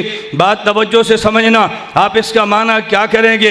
अल्लाह ने आदम के जुमले रब्बना ज़लमना अनफुसना वो ज़िक्र किए हैं, हज़रत आदम अलैहिस्सलाम से खुशियों का ज़िक्र फरमाया है। तवज्जो से मेरी दलील को समझना। आपके घर में मेहमान आए, मेहमान से पूछा जी क्या पिएंगे? क्या जी मुझे एक कप दूध चाहिए। आपने बच्चे को भेजा कि जाओ घर से एक कप दूध ले आओ। वो बच्चे ने गर्म दूध लिया और शीशे के कप में ला रहा था, वो गिलास था शीशे का, उसको ठुड्डा लगा और टूट गया। अब वो बच्चा खड़ा है, उस्ताद जी माफ़ कर दीजिए। उस्ताद जी फरमाता है तूने खुद गिराया? नहीं नहीं बस उस्ताद जी माफ़ कर दीजिए। भाई माफ़ी किस बात की, गिर गया है। नहीं उस्ताद जी माफ़ कर दीजिए। वो मेहमान समझता है बच्चे ने तोड़ा नहीं है, बच्चे से टूटा है, लेकिन ये आम बच्चा नहीं है, ये बच्चा ज़की भी है, ये बच्चा हसास भी है, ये बच्चा ख़ानदानी लगता है। तो मेहमान कहता है उस्ताद जी आप इस बच्चे को कह दो मैंने माफ़ किया, ये खुश हो जाएगा, बात तो कुछ भी नहीं। उस्ताद कहते बच्चा तूने जानबूझ के तोड़ा तो नहीं है, तेरी गलती तो नहीं है, लेकिन जिसे तू गलती कहता है ना मैंने उसे भी माफ़ कर दिया। अल्लाह फरमाते आदम ये जुल्म तो नहीं है, लेकिन जिसे तू जुल्म कहता है मैंने उसे भी माफ़ कर दिया। अल्लाहु अकबर। आदम अलैहिस्सलाम को खुदा ने नहीं कहा तूने जुल्म किया है, ना ना ना। आयत पेश करें, आयत पेश करें कि आदम अलैहिस्सलाम को खुदा ने फरमाया इन्नका ज़लमता नफ्सक, ना ना आदम कह रहे रब्बना ज़लमना। तो जो जुमले आदम ने कहे थे खुदा ने वो जुमले इस तरह नकल किए जिस तरह बच्चा कहता है उस्ताद जी गलती हो गई माफ़ कर दे। उस्ताद जी फरमाते हैं गलती नहीं है, लेकिन जिसे तू कहते है गलती हो गई मैं इसे भी माफ़ करता हूँ। आदम ये जुल्म नहीं है, जिसे तू रब्बना ज़लमना कहता है हमने इसे भी माफ़ कर दिया। तुम कुरान पे बहस करते हो कि अपने मुहावरात ही देख लिए होते, उर्फ देख लिया होता, सोसाइटी देख ली होती, अपनी ज़बान के तकल्लुम को देख लिया होता, तब भी एतराज़ ना होता। लेकिन ये सब एतराज़ महज अल्लाह माफ़ फरमाए सहाबा से बोझ की बुनियाद पर होते हैं। मैंने अर्ज़ किया अल्लाह मुझे और आपको मनहजे उलमाए देवबंद पर चलने की तौफ़ीक़ अता फरमाए। मैं बस आखिरी बात, मैं नसीहत नहीं करता, मैं छोटा हूँ, गुजारिश छोटे किया करते हैं, गुजारिश बड़े नसीहतें करते हैं। मैं सिर्फ आपसे एक छोटी सी गुजारिश करता हूँ, अल्लाह के लिए उलमाए देवबंद के मनहज को समझें। उलमाए देवबंद के मनहज पर मैं पूरी तैयारी करके आया हूँ, मैं किसी बयान में बगैर तैयारी के नहीं आता। नो नो, हम पर इल्का नहीं होता, हम तो ख़त्म नबूवत कायल हैं और हम तो ज़न्नी चीज़ें हैं, क्या करेंगे इस पर। मैं लिख के लाता हूँ, मैं पूरे नोट्स लिख के लाता हूँ कि उलमाए देवबंद का मनहज क्या है। बहुत से मनहज में शामिल हैं। मैं सिर्फ एक बात आप खिदमत में अर्ज़ करता हूँ, उलमाए देवबंद का मनहज ये है वो खारजी फितनों का मुकाबला करते हुए दाखिली फितनों से गाफिल नहीं होते। अब मैं इस पर कितनी मिसालें पे किताबें पेश करूं। उलमाए देवबंद का मनहज क्या है, वो खारजी फितनों को देखते हुए दाखिली फितनों से कभी भी नज़रअंदाज नहीं करते। शेखुल हिंद है, जंग किससे है? खारजी फितनों से। खारजी फितना कौन क्या? अंग्रेज़ का। साथ किसको रखा है? हिंदू को। साथ किसको रखा है? सिख को। सबको साथ रखा है। शेखुल हिंद खारजी फितने से लड़ने के लिए सबको साथ मिलाया हुआ है, लेकिन साथ देवबंद से अगली नस्ल को मुतारफ़ कराएं कि हमारे अकाबिर उलमाए देवबंद ने दारुल उलूम देवबंद को क्यों कायम फरमाया, देवबंदियत क्या है, देवबंद क्या चाहता है, दुनिया में देवबंद ने क्या किया है, کن عقائد اور نظریات پہ کام کیا ہے۔ آپ میری مختصر سی تمہیدی گفتگو سے سمجھ سکتے ہیں کہ کتنا طویل مضمون ہوگا، اور میرے اللہ کا بڑا کرم ہے، میں 1 گھنٹے کا مضمون 1 منٹ میں بیان کر سکتا ہوں، اور 1 منٹ کے مضمون کو 1 گھنٹے میں پھیلا سکتا ہوں۔ یہ میں بہت مختصر سی بات آپ کی خدمت میں عرض کر رہا ہوں۔ میں نے کئی بار اپنے اکابرین علماء کی خدمت میں اس خواہش کا اظہار کیا۔ میں گزشتہ سال بنگلہ دیش آیا، میں نے اس وقت بھی علماء سے کہا میری خواہش ہے آپ علماء طلباء کو بٹھائیں اور اس دیوبند کے نوکر کو دیوبندیت کا بیان کرنے کا موقع دیں۔ یہ بات میں کیوں کہہ رہا ہوں؟ میں صرف ایک بات سمجھانے کے لیے کہتا ہوں، میرا خیال ہے آپ اہل علم میں سمجھنے کے لیے کافی ہے۔ پوری دنیا میں آپ مجھے ایک کانفرنس بتائیں جس کا عنوان ختم نبوت ہو، میزبان اہل بدعت ہو، اور اس نے دیوبند علماء کو بلایا ہو۔ بتائیں جی۔ میں چھوٹی سی بات کہہ رہا ہوں، میں بنگلہ دیش کی بات نہیں کر رہا، پاکستان کی بات نہیں کر رہا، ہندوستان کی بات نہیں کر رہا، میں پوری دنیا کی بات کر رہا ہوں۔ پوری دنیا میں ایک کانفرنس، عنوان ختم نبوت، میزبان اہل بدعت اور برایا علماء دیوبند کو ہم بلاتے ہیں۔ ہم حضور کے غلام ہیں، ہم بلاتے ہیں۔ غلام بہت کچھ برداشت کر لیتا ہے، ہم عاشق ہیں، عاشق بہت کچھ سہ لیتا ہے۔ اس نقطے پہ آپ غور کریں، اس کی وجہ کیا ہے؟ یہ سب اکابرین دیوبند تشریف فرما ہیں، میں ان کی موجودگی میں عرض کرتا ہوں۔ اس کی وجہ بانی دارالعلوم دیوبند مولانا محمد قاسم ننوتوی رحمۃ اللہ علیہ کی کتاب تحذیر الناس میں 1.5 سطر کی ایک عبارت ہے، اس کی بنیاد پہ پوری دنیا کی دیوبندیت کو منکرین ختم نبوت سمجھا جاتا ہے۔ تو ہمیں چاہیے اس ایک عبارت کو سمجھیں، وہ عبارت ہے کیا؟ وہ کون سی عبارت ہے؟ میں مدارس میں جاتا ہوں، جلسوں میں جاتا ہوں، میں کہتا ہوں عبارت کیا ہے؟ کبھی آپ نے غور کیا؟ کبھی عبارت آپ نے بچے کو سمجھائی ہے؟ جب وہ عبارت آ جاتی ہے، بچہ مشکل کا شکار ہو جاتا ہے، تو ہم کون سی دیوبندیت کی بات کرتے ہیں؟ میں بہت معذرت سے بات عرض کر رہا ہوں، میری بات کو اب ناراضگی نہ سمجھنا۔ مجھے تحذیر الناس کا سبق پڑھانے کے لیے پاکستان ختم نبوت کے مرکز میں دعوت دی گئی۔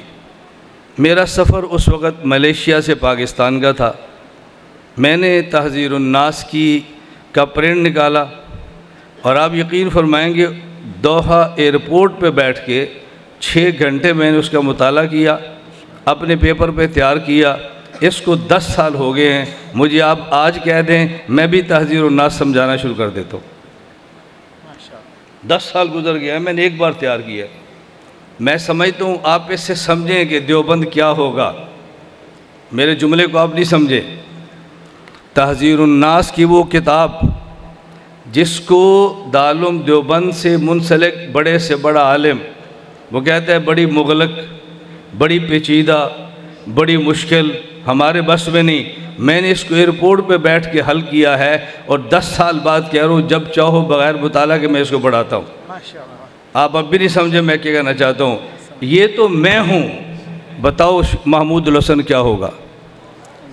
یہ تو میں ہوں، بتاؤ حسین احمد مدنی کیا ہوگا؟ یہ تو میں ہوں، بتاؤ شرف علی تھانوی کیا ہوگا؟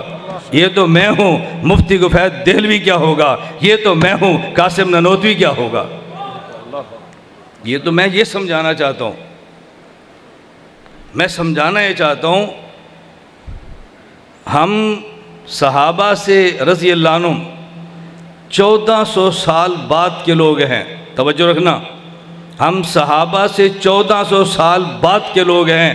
ہم آج بھی پیغمبر کی ذات کو بچانے کے لیے اپنی جان دینا فخر سمجھتے ہیں۔ صحابہ کیسے ہوں گے؟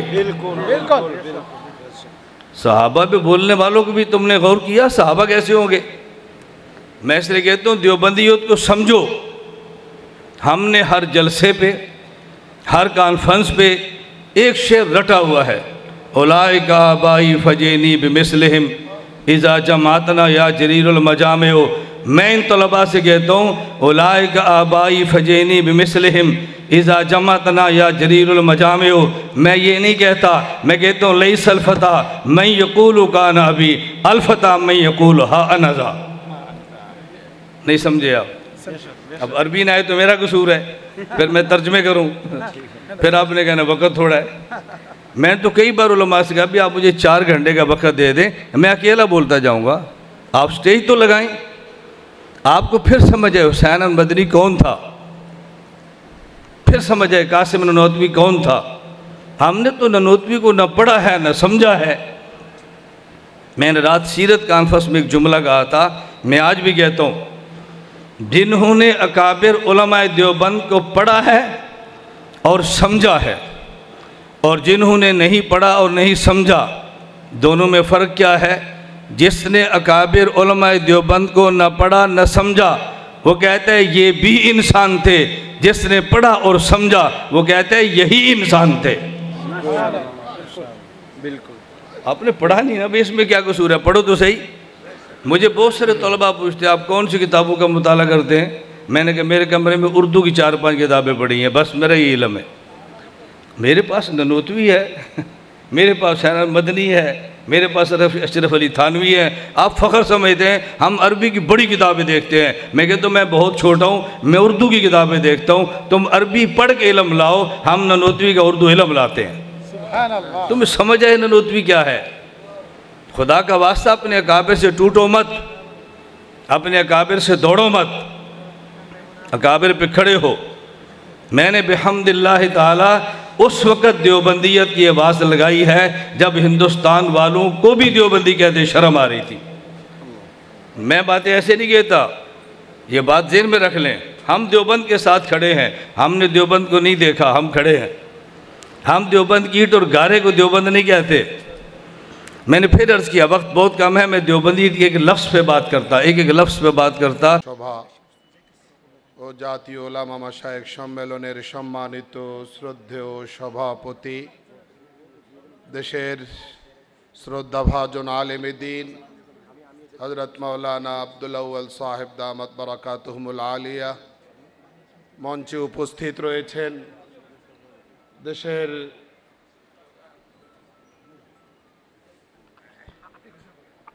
আমাদের মাঝে আমির হেফাজত দামাত বারাকাতুহুম তশরিফ এনেছেন।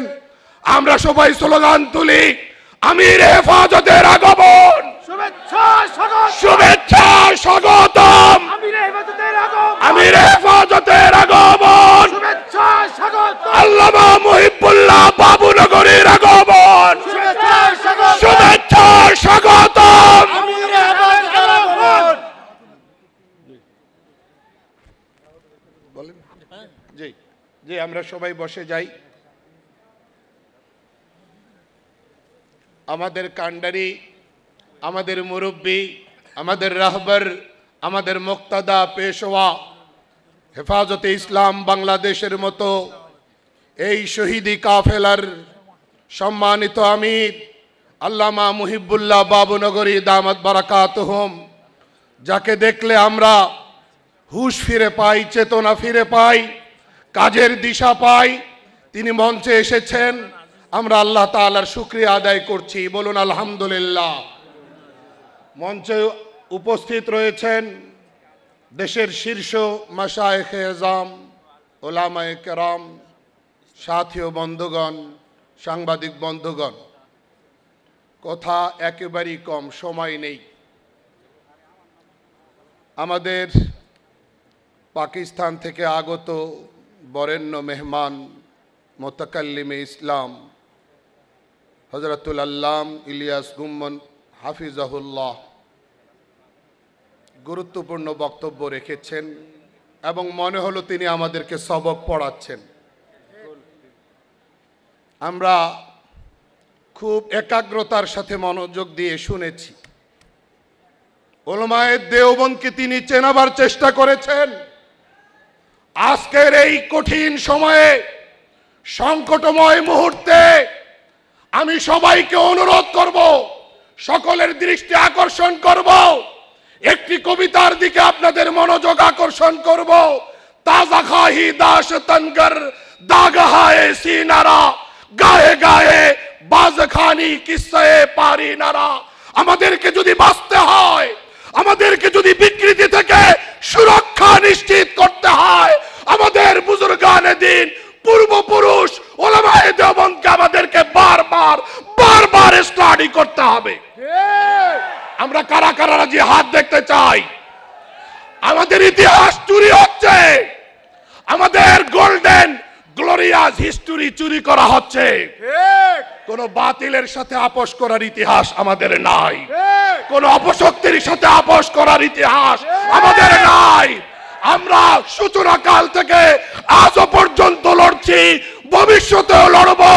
আমরা সর্বক্ষেত্রে সকল ভ্রান্ত মতাদর্শের বিরুদ্ধে জান সুপর করকে আমরা জীবনের ঝুঁকি নিয়ে লড়ব।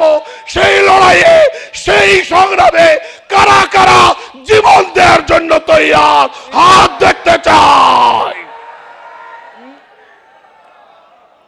আল্লাহ আমাদের সবাইকে কবুল করুন, ওলামায়ে দেওবন্দকে কবুল করুন। হক হক্কানিয়তের শিকড়, হক হক্কানিয়তের রশি আঁকড়ে ধরে পথ চলার তৌফিক দিন। ধন্যবাদ সবাইকে।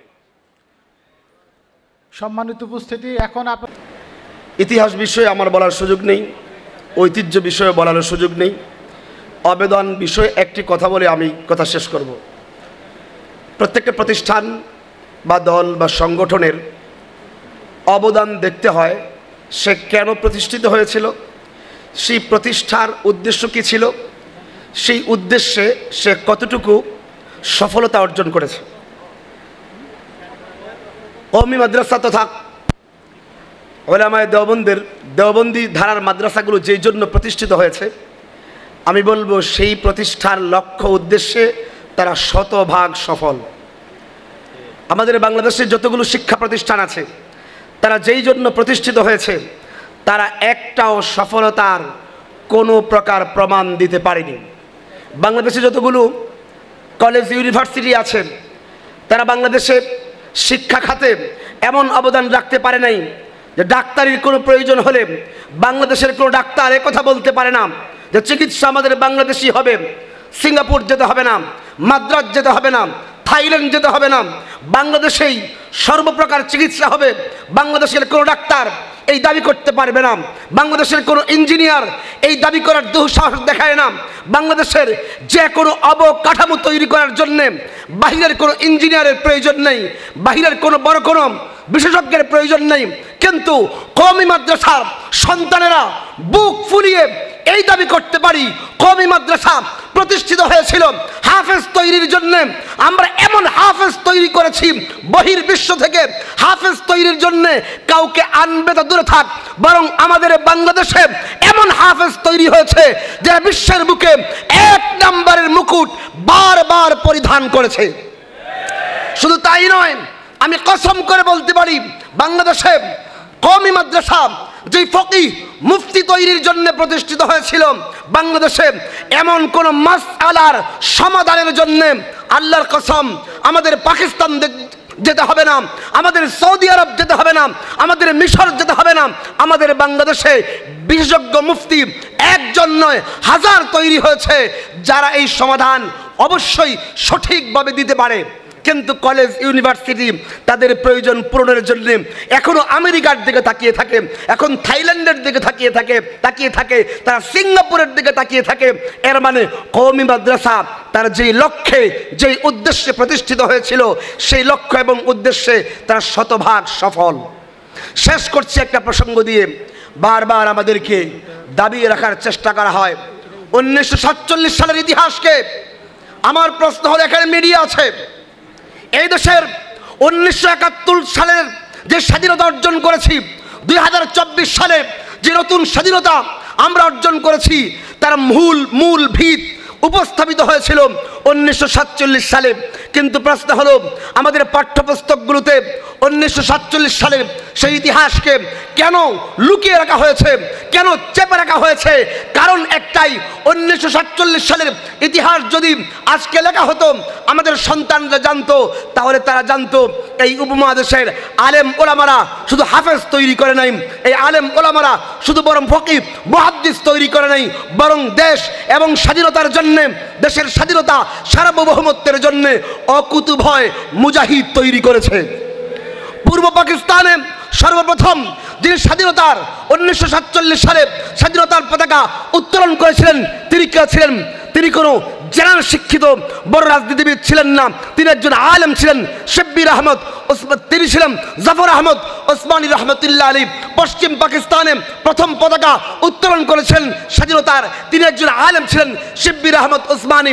কিন্তু সেই স্বাধীনতার ইতিহাসকে আজকে আমাদের সন্তানদেরকে জানাতে দেওয়া হয় না, বরং ভুলুণ্ঠিত করে রাখা হয়, চাপিয়ে রাখা হয়। আজকের এই সমাবেশ থেকে আমরা পরিষ্কার দাবি করি, যদি 1971 সালের ইতিহাস লিখতে হয়, সন্তানদেরকে জানাতে হয় 24 সালের গণ অভ্যুত্থানের ইতিহাস যদি আমাদের সন্তানদের জানার অধিকার থাকে, তাহলে 1947 সালের স্বাধীনতার ইতিহাসও আমাদের সন্তানদেরকে জানাতে হবে। এই আহ্বান রেখে শেষ করছি। আসসালামু আলাইকুম রহমতুল্লাহ। রাসূলিল কারীম, আম্মা বা'দ, ফাউযু বিল্লাহি মিনাশ শাইতানির রাজীম, বিসমিল্লাহির রহমানির রহিম। ওয়াতাসিমু বিহাবলিল্লাহি জামিআন ওয়া লা তাফাররাকু, সাদাকাল্লাহুল আলিয়্যুল আযীম। কওমি মাদ্রাসার ইতিহাস, ঐতিহ্য, অবদান শীর্ষক আজকের এই আলোচনা সভা জাতীয় ইসলামী ওলামা মাশায়েখ সম্মেলনের সম্মানিত সভাপতি আলেমকুল শিরোমণি আল্লামা আব্দুল আউয়াল হাফিজাহুল্লাহ, আজকের প্রোগ্রামের প্রধান অতিথি আল্লামা শাহ মুহিবুল্লাহ বাবনগরী হাফিজাহুল্লাহ, সমস্ত কওমি ওলামা ইকরাম সহ বাংলাদেশের সর্বশ্রেণীর দিনদার ইমানদার ব্যক্তিদের মাথার মুকুট এবং অন্তরের সম্পদ, আল্লাহ পাক আজকের এই প্রোগ্রামকে কবুল করুন। আমি এখন ছোট মানুষ, আমার মূল্যায়নটা খুবই ছোট। আমি আজকের এখানে আসার আমার এক নাম্বার উদ্দেশ্য হচ্ছে যে এই স্টেজে এতগুলো আলেম এবং আমাদের মাথার মুকুট সমতুল্য এমন হজরতদের দর্শনটা পাবো, যে প্রোগ্রামগুলোতে আমি দাওয়াত দিয়েও কোনো প্রোগ্রামে এতগুলো আলেমকে পাবো না। এটা হচ্ছে আমার এক নম্বর বক্তব্য। আমার দ্বিতীয় নম্বর বক্তব্য হচ্ছে যে কওমি ওলামাদের মধ্যে ইলমের আমানত রক্ষা করার যে বলিষ্ঠ অবদান আমরা দেখতে পেয়েছি, পৃথিবীর কোনো জনগোষ্ঠীর কাছে কোরআন সুন্নাহর জ্ঞান এতটা নিরাপদ নয় যতটা কওমি ওলামাদের কাছে কোরআন সুন্নাহর জ্ঞান যতটা নিরাপদ। একটি বিখ্যাত মুরসাল হাদিস, ইয়াহমিলু হাদাল ইলমা মিন কুল্লি খালাফিন উদুলু ইয়ানফুনা আনহু তাহরিফ আল গালিন ওয়া ইনতিহাল আল মুবতিলিন ওয়া তা'বিল আল জাহিলিন। অর্থাৎ ইলমের ধারক এবং বাহক প্রত্যেক যুগে যুগে ইনসাফগার ব্যক্তি, যারা এর সীমা লঙ্ঘনের থেকে এই ইলমকে রক্ষা করবে, যারা মিথ্যাবাদীদের সংযোজন থেকে রক্ষা করবে, ইলমের আমানতকে রক্ষা করবে মূর্খ এবং জাহেলদের অপব্যাখ্যা থেকে। নবী করিম সাল্লাল্লাহু আলাইহি সাল্লামের সেই বিখ্যাত উক্তির বাস্তব নমুনা উলামায়ে দেওবন্দের মধ্যেই পরিলক্ষিত হয়, যারা কখনো স্বজনপ্রীতি করে না, যে আমার দলের বড় হুজুর ভুল করেছে আমি চুপ থাকবো, অন্য দলের হুজুর ভুল করেছে আমি ঝাঁপিয়ে পড়ব। যার বলিষ্ঠ প্রমাণ হচ্ছে আমাদের মাথার মুকুট ছিলেন তাবলিগের মুরব্বী মাওলানা সাদ কান্দলভি হাফিজাহুল্লাহ হাদাহুল্লাহ, যিনি শরীয়তের আহলুস সুন্নাহ ওয়াল জামাতের আদর্শ থেকে বিচ্যুত হওয়া মাত্র ওলামা ইকরাম, মাথার তাজ ওলামা ইকরাম তার বিরুদ্ধে বক্তব্য দিয়েছেন। সমাজের শিরক এবং বেদাত এবং কুফুর যে অঙ্গন থেকে তৈরি হয়েছে, ওলামায়ে দেওবন্দ সেখানে হিট করেছে। ওলামা ইকরাম, ওলামায়ে দেওবন্দ ইলমের আমানতকে এমনভাবে রক্ষা করেছেন, তারা আপনকে পর করেছেন, কিন্তু তারা ইসলামের আমানতকে, ইলমের আমানতকে তারা খণ্ডিত হতে দেন নাই। নীতি এবং আদর্শের এই উজ্জ্বল নমুনা উলামায়ে দেওবন্দ প্রতিষ্ঠিত করেছেন গোটা বিশ্ব পরিমণ্ডলে। আজকের বর্তমান বাংলাদেশের দিকে তাকিয়ে দেখুন, কবর পূজা, মাজার পূজা, পীর পূজা, দরগা পূজা, দুর্গা পূজা, শিরিক, বেদাত, কুসংস্কার, খুরাফাত, এমনকি রাষ্ট্রীয় শিরকের বিরুদ্ধে উলামায়ে দেওবন্দ নিঃস্বার্থভাবে রক্ত দিয়েছেন, জেল খেটেছেন, জরিমানা দিয়েছেন, দেশান্তরিত হয়েছেন, এমনকি জীবন দিয়েছেন, কিন্তু বাতিলের সাথে তারা আতাত করেন নাই। বিগত স্বৈরাচারের আমলে বাংলাদেশ প্রেক্ষাপটে সবচেয়ে বেশি মাজলুম হয়েছেন কওমি উলামা ইকরাম। ডরজনে ডরজনে নামের তালিকা বলা যাবে, অসংখ্য উলামাদের নামের তালিকা বলা যায়, যাদের মসজিদ থেকে যারা বিতাড়িত হয়েছেন, যারা মাদ্রাসা থেকে তাদেরকে বহিষ্কার করা হয়েছে, স্বৈরাচারে আমলে তাদের মাদ্রাসাগুলো দখল করা হয়েছে, তারা সমস্ত নির্যাতনকে হাসি মুখে মেনে নিয়েছেন, ইলমের আমানতকে তারা রক্ষা করেছেন। আজকে আমি আমার এই অঙ্গনে দাঁড়িয়ে অত্যন্ত বলিষ্ঠ কণ্ঠে বলতে পারি, কোরআন এবং সুন্নাহর ইলমের আমানতকে উলামায়ে দেওবন্দ যেভাবে রক্ষা করেছেন, উলামায়ে দেওবন্দের এই বলিষ্ঠ ভূমিকা যদি না থাকতো, সমাজে ইসলামকে তারা বিকৃত করে ছেড়ে দিত। কিন্তু ইনশাআল্লাহ ইসলাম এবং কোরআন সুন্নাহর আমানত এটা আল্লাহর পক্ষ থেকে দেওয়া নিয়ামত। ইন্না নাহনু নাযালনা যিকরা ওয়া ইন্না লাহু লাহাফিজুন। কোরআন নাজিল করেছেন আল্লাহ, সংরক্ষণ করবেন আল্লাহ।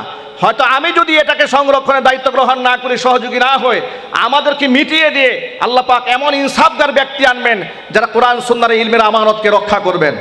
আমি আমার কওমি মাদারেসের ওলামাদের অত্যন্ত সবিনয় অনুরোধ করছি, ওলামায়ে দেওবন্দের এই খেদমত একেবারে রুট লেভেল থেকে শুরু করে আন্তর্জাতিক অঙ্গনে প্রতিষ্ঠিত করার জন্য আমাদের প্রতিষ্ঠিত কিছু মিডিয়া সেলের প্রয়োজন, আমাদের প্রতিষ্ঠিত কিছু মিডিয়া কাভারেজের প্রয়োজন, যাতে করে ওলামায়ে দেওবন্দের এই খেদমতগুলো বিশ্ব পরিমণ্ডলে ছড়িয়ে যায়। আল্লাহ রাব্বুল আলামিন ওলামায়ে দেওবন্দের এই অবদানগুলো কবুল করুন এবং তাদের নকশা কদমে আমাদেরকে চলার তৌফিক দান করুন। আমিন। ওয়াসসালামু আলাইকুম ওয়া রাহমাতুল্লাহি ওয়া বারাকাতুহু। সম্মানিত উপস্থিতি, এ পর্যায়ে আপনাদের সামনে বক্তব্য রাখবেন বাংলাদেশের ঐতিহ্যবাহী দিন। আমার আজকে পুরো আলোচনার মধ্যে একটা কথা আমার খুব ভালো লেগেছে। আমাদের মোহাম্মদ আলী হুজুর একটা কথা বলছিলেন যে হেকমতের নামে কোনো বাতিলের সাথে আপোষ করা বা তাদেরকে ছাড় দিয়ে চলা এটা হেকমত নয়। আমি এই কথার সাথে আমি এই মেজাজটাই লালন করি যে হেকমত মানে আমরা হেকমত করে করে কখনো মওদুদিবাদকে ছেড়ে দিয়েছি, কখনো অমুক তমুককে ছেড়ে দিয়েছি। এভাবে ছেড়ে দিতে দিতে আজ মওদুদিবাদ আমাদের ঘরে ঘরে ঢুকে গেছে। যদি আমরা এই হেকমত, আমি জানি না এই হেকমতের সংজ্ঞা আমাদের অনেকে কোথায় পেয়েছেন। আমি মনে করি হেকমত মানেই কথা বলা, হেকমত মানেই সমস্ত বাতিলের জবাব দেওয়া। যখন বাতিল যে রূপে আসবে সেই রূপে তার দাঁত ভাঙ্গা জবাব দেওয়া, এটাই হেকমত। সুতরাং আমাদের বাংলাদেশে সম্প্রতি সময়ে অনেক মতবাদ তো আসছে। আমাদের এখানে শিরোনাম দেওয়া হয়েছে কওমি মাদ্রাসার ইতিহাস ঐতিহ্য অবদান শীর্ষক সম্মেলন। কওমি মাদ্রাসার ইতিহাস ঐতিহ্যের দিকে তাকাইলেই বেরলভির বিরুদ্ধে তাদের অবস্থান পাওয়া যায়, শিয়াদের বিরুদ্ধে তাদের লেখনী পাওয়া যায়, কাদিয়ানীদের বিরুদ্ধে তাদের বক্তব্য পাওয়া যায়, মওদুদিবাদের বিরুদ্ধে তাদের মুখোন্মোচক আলোচনা পাওয়া যায়। কিন্তু আমরা যদি শুধু ওই ইতিহাস আর ঐতিহ্যকে শুধুমাত্র কিছু প্রশংসামূলক জায়গায় সীমাবদ্ধ করে রাখি, তাহলে ওলামায়ে দেওবন্দের কর্মকে খাটো করা হবে। আমি আজকে এখানে শুধু একটি বিষয়ে কথা বলতে চাই, সেটা হলো আমাদের বাংলাদেশে স্বৈরাচার শেখ হাসিনা পালায়নের পর যারা একসময় মজলুম ছিল, তারা জালেমের ভূমিকা অবতীর্ণ হয়ে নিজেদেরকে এমন আল্লামাতু দাহার ভাব নিয়ে কওমি মাদ্রাসাকে ছোট করা, তানকিস করার একটা মেজাজ লালন করছে। কিছুদিন আগে জামাত ইসলামের একজন ভাইকে দেখলাম, তিনি বক্তব্য দিচ্ছেন যে ওলামায়ে দেওবন্দ তারা শুধু মাদ্রাসার চার দেয়ালের ভেতরেই তারা সীমাবদ্ধ হয়ে ইসলামটাকে এভাবে বুঝেছে। আমি তাদেরকে স্পষ্ট করে বলতে চাই, ওলামায়ে দেওবন্দের বিরুদ্ধে কথা বলার আগে 100 বার ভাবতে হবে আপনাদের। ওলামায়ে দেওবন্দ কিন্তু উড়ে এসে জুড়ে বসা বা কচুরি পানার মতো নয় যে আপনাদের 90 সালে 2-1 ভাইরাসের বক্তব্য দিয়ে ওলামায়ে দেওবন্দকে খাটো করা সম্ভব। এখন আমরা যখন জামাতের ব্যাপারে মওদুদিবাদের ব্যাপারে কথা বলি, তখন মওদুদির ব্যাপারে কিছু লোকেরা আমাদেরকে সবক শোনাতে আসে যে আমরা তো তার মাযহাব মানি না, তার তাকলিদ করি না, আমরা তো তার শুধু রাজনৈতিক দর্শনটা নিয়েছি। মওদুদির রাজনৈতিক দর্শনটার সাথেই ইসলামের সংঘর্ষ। ওলামায়ে দেওবন্দের সাথে প্রথম যে যুদ্ধটা মওদুদির, তার মধ্যে অন্যতম হলো মওদুদির রাজনৈতিক দর্শনের সাথে ওলামায়ে দেওবন্দ এবং ইসলামের কোনো সম্পর্ক নাই।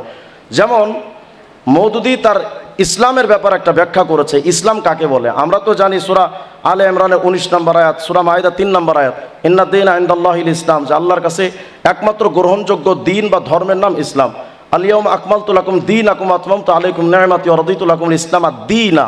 ইসলামটাকে ধর্ম বলা হয়েছে কোরআনে কারীমের মধ্যে, কিন্তু মওদুদি তার তাফহিমাতের 1 নম্বর খণ্ডের 74 নম্বর পৃষ্ঠায় বলছে, लेकिन हकीकत यह है कि इस्लाम किसी मजहब का और मुसलमान किसी कौम का नाम नहीं है, बल्कि दरअसल एक इनकलाबी नजरिया मसलक है। মানে ইসলাম এটা কোনো ধর্মের নাম নয় এবং এই মুসলিম সভ্যতা এটা কোনো ধর্মীয় জনগোষ্ঠীর নাম না, বরং এটা একটা বৈপ্লবিক চিন্তা চেতনা। তার মানে তারা ইসলামকে শুধু বুঝে যুদ্ধ করে সংগ্রাম করে ইসলাম প্রতিষ্ঠা করা। আচ্ছা আমাকে বলেন, এই যে বক্তব্যটা ব্যাখ্যাটা মওদুদি দিয়েছে, এই বক্তব্যটা কোনো সাহাবায়ে কেরাম দিলেন না তাবিঈনে কেরাম দিলেন, আইম্মা মুজতাহিদিন, সালফে সালিহিন, মুআররিখিন, মুফাসসিরিন, কে দিয়েছে এই বক্তব্যটা? সর্বপ্রথম এই মালউন অভিশপ্ত মওদুদি এই বক্তব্য দিয়ে ইসলামকে সে একটা জায়গায় সীমাবদ্ধ করতে চেয়েছে। দেখুন ইসলাম ব্যাপারে কি বলে, খুতবাতের 320 নম্বর পৃষ্ঠার মধ্যে বলছে, इस तशरीह से ये बात साफ हो जाती है कि दरअसल इस्लाम हुकूमत का नाम है, মানে ইসলাম শুধু রাষ্ট্রের নাম, আর রাষ্ট্র ক্ষমতায় অবস্থান করা বা রাষ্ট্র ক্ষমতা দখল করা, এটাই হলো ইসলামের মূল থিম। আচ্ছা আমি আপনাদের কাছে একটা কোরআন হাদিসের দালাইল এগুলো পড়ে, এরা তো কোরআন হাদিসও বুঝে না যে ওদেরকে দলিল দিয়ে বোঝাবো। আমি সামান্য একটা কমন সেন্সের কাছে আমি প্রশ্ন করি, মনে করেন বাংলাদেশে 100% মুসলমানের মধ্যে 80% মুসলমান বা 90% মুসলমান এখন বাংলাদেশে আছে। 90% মুসলমানের ভেতরে এখন বর্তমানে কমপক্ষে 85% মুসলমান তারা ইসলাম চায় না, কারণ তারা ইসলাম বুঝেও না। এখন যদি ওদেরকে ঘাড় ধাক্কা দিয়ে আমরা ক্ষমতায় বসায় দিই যে তুই বয়, ঘাড় ধাক্কা দিয়ে বসায় দিলে ওরা কয়দিন টিকবে? এই মুসলমান ওদেরকে জুতা পিটা করে তাড়ায় দিবে, কারণ এই মুসলমানরা ইসলাম এখনো বুঝে নাই। এই জন্য ইসলামী আকিদার মূল থিম একামতে দ্বীনের অর্থ কি? একামতে দ্বীনের অর্থ হলো আগে নিজে দিন বুঝো, দিনের পরিপূর্ণটা নিজের মধ্যে আমল করো এবং পরবর্তী প্রজন্মের জন্য তোমার দিনকে পৌঁছে দাও। হুজুর আকরাম আলাইহিস সালামের আমাল, আহওয়াল, আকওয়াল সমস্ত বিষয়গুলো জাতির পরবর্তী প্রজন্মের কাছে পৌঁছে দাও। ইসলামের ওপরে পরিপূর্ণ দিনের ওপরে ইস্তেকামতের সাথে থাকার অর্থ, তারা বলতে চায় যে আমরা একামতে দিন করব। আমরা যখন মওদুদিবাদের ব্যাপারে কথা বলি তখন এদের কিছু আলোচকরা কয় একামতে দিনের বিরুদ্ধে আমরা অবস্থান নিয়েছি। একামতে দিন আর হিজবুত তাওহীদের ইসলামের মধ্যে তফাৎ নাই। তারা যে বলে একামতে দিনের বিরুদ্ধে অবস্থান নিয়েছে, আমি আপনার রিপোর্ট দেখাই আপনাদের। মওদুদিরা তো বলে আমরা একামতে দিন করব। এই যে আমার কাছে একটা পত্রিকার কাটিং দেখছেন, বিবিসি নিউজ 18 সেপ্টেম্বর 2025। এখানে বাংলাদেশ আগামী নির্বাচনী দিল্লিতে এখন যে সব চিন্তা ভাবনা শিরোনামে একটা রিপোর্ট পেশ করা হয়েছে।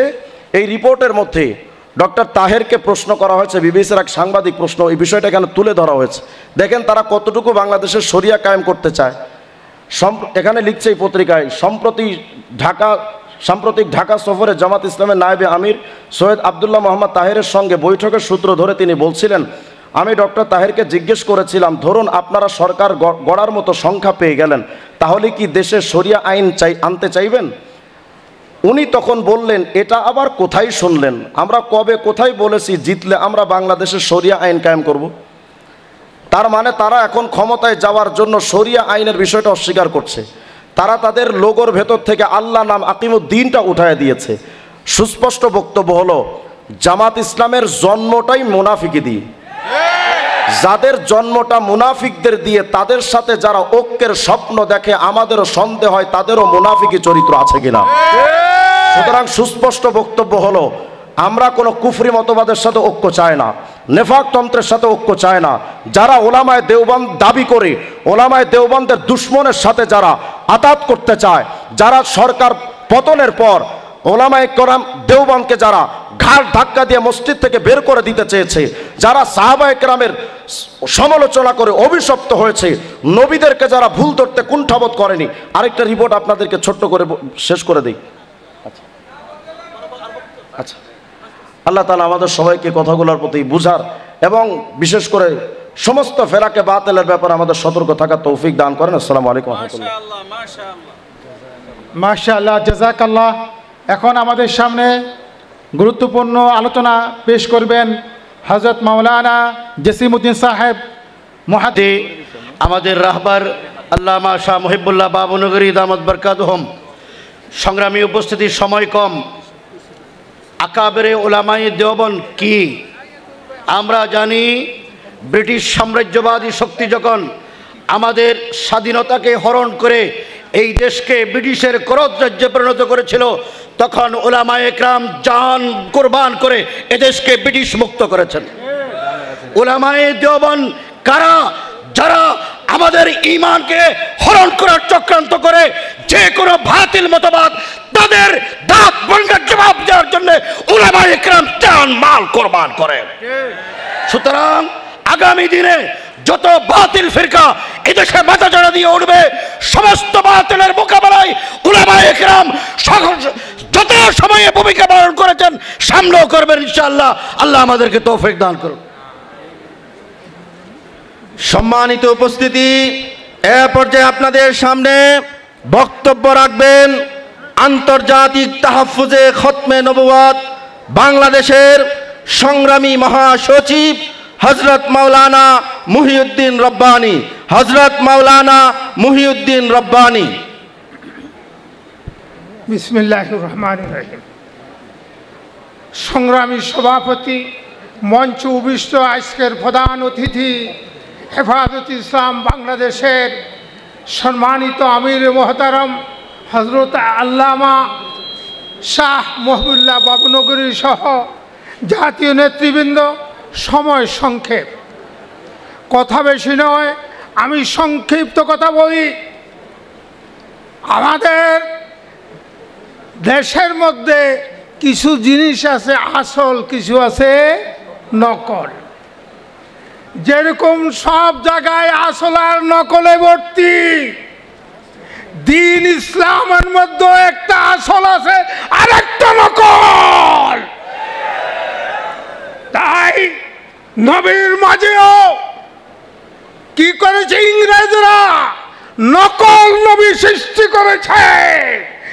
আগামী 15 তারিখ ঐতিহাসিক সোহরাওয়ার্দী উদ্যানে মধুপুরের পীর সাহেবের নেতৃত্বে আন্তর্জাতিক খতমে নবুয়ত মহাসম্মেলন অনুষ্ঠিত হবে নকল নবীর প্রতিরোধের জন্য। কারা কারা প্রস্তুত আছেন জান মাল দিয়ে আগামী 15 তারিখের মহাসম্মেলনে সফল করবেন? সকলে হাত তুলে জানান। ধন্যবাদ। সম্মানিত উপস্থিতি, এখন বক্তব্য রাখবেন খিলগাঁও মাখজানুল উলুম মাদ্রাসার মুহতামিম ও শাইখুল হাদিস হযরত মাওলানা জহুরুল ইসলাম সাহেব দামাত বারাকাতুহুল আলিয়া। السلام عليكم ورحمة الله وبركاته. قال النبي صلى الله عليه وسلم بسم الله الرحمن الرحيم يرفع الله الذين آمنوا منكم والذين أوتوا العلم درجات وقال عليه الصلاة والسلام ألا كلكم راع وكلكم مسؤول عن رعيته. দাওয়াতুল ইহসান বাংলাদেশ কর্তৃক আয়োজিত কওমি মাদ্রাসার ইতিহাস ঐতিহ্য অবদান শীর্ষক আলোচনা সভার সম্মানিত সভাপতি, মঞ্চে উপস্থিত বাংলাদেশের শীর্ষ মাশায়েখ আইজাম ওলামায়ে কেরাম, প্রিয় উপস্থিতি, সময় অত্যন্ত কম। ওলামায়ে দেওবন্দের ইতিহাস ঐতিহ্য নিয়ে এই পর্যন্ত দীর্ঘ আলোচনা হয়েছে।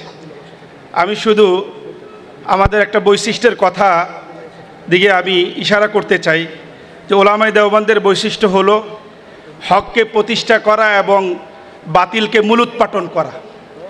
এই বাতিলের মধ্যে যারা কুফরি আকীদা সম্পন্ন তাদেরকে যেমন দমন করা, তাদের মুখোশ যেমন উন্মোচন করা, এটা যেমন জরুরি, ঠিক তদ্রূপ যারা ইসলামের নাম নিয়ে ইসলামকে সামনে রেখে বিভিন্নভাবে ইসলামের বিকৃতি ঘটাচ্ছে তাদের মুখোশ উন্মোচন করা, এটা ওলামায়ে দেওবন্দের দায়িত্ব এবং কর্তব্য।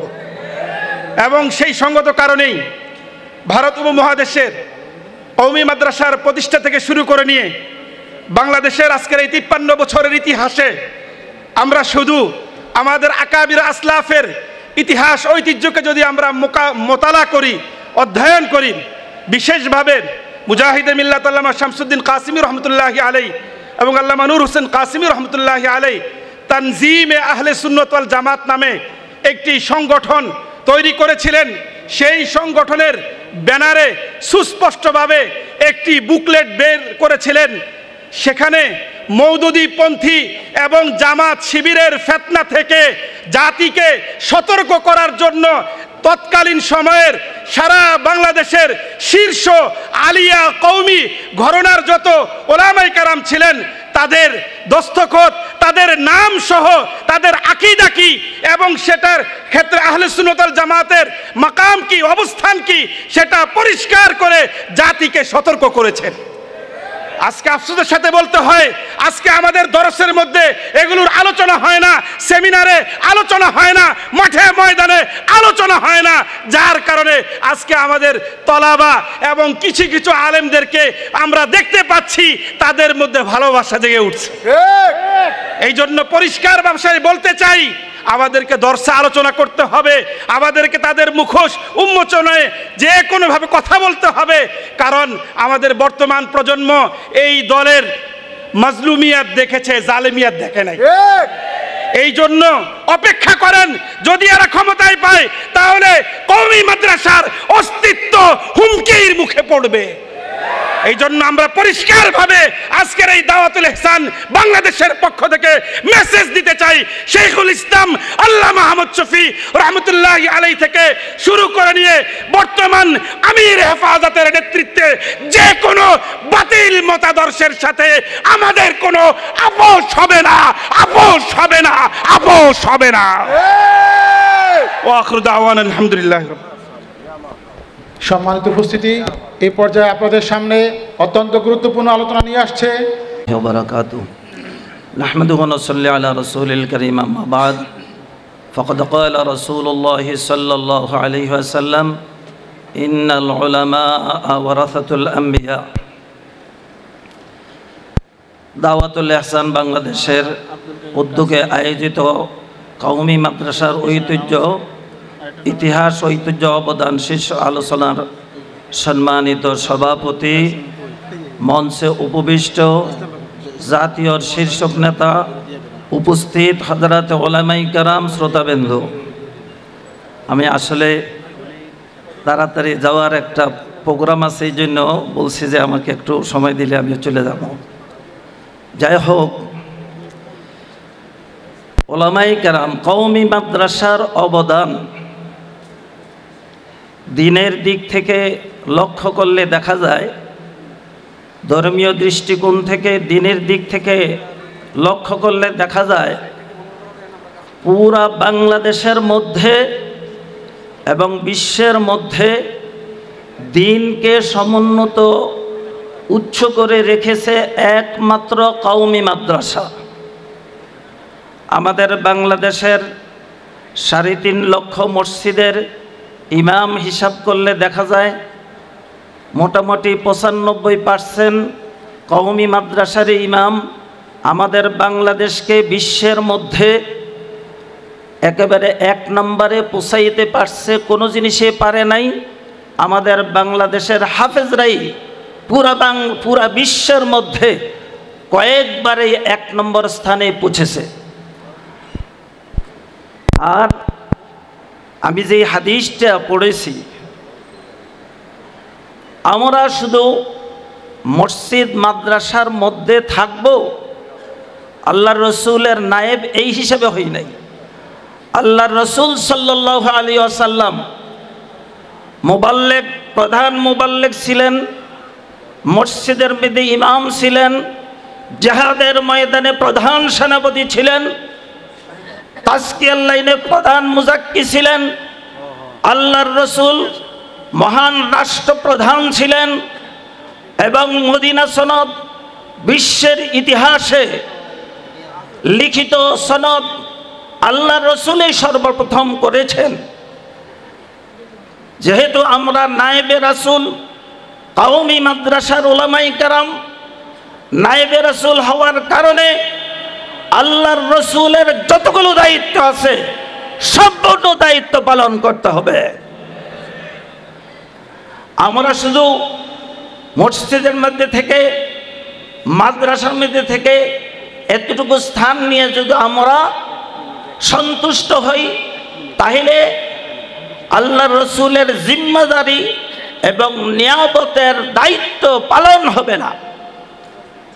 এই জন্য কিন্তু কিছু কিছু তারা মনে করছেন, কিন্তু উলামায়ে দেওবন্দ কওমি মাদ্রাসার উলামায়ে কেরামের ইতিহাস এই দেশ থেকে সাম্রাজ্যবাদীকে প্রশান্ত মহাসাগরের পশ্চিম পারে পৌঁছাইয়া দিয়েছে উলামায়ে দেওবন্দ।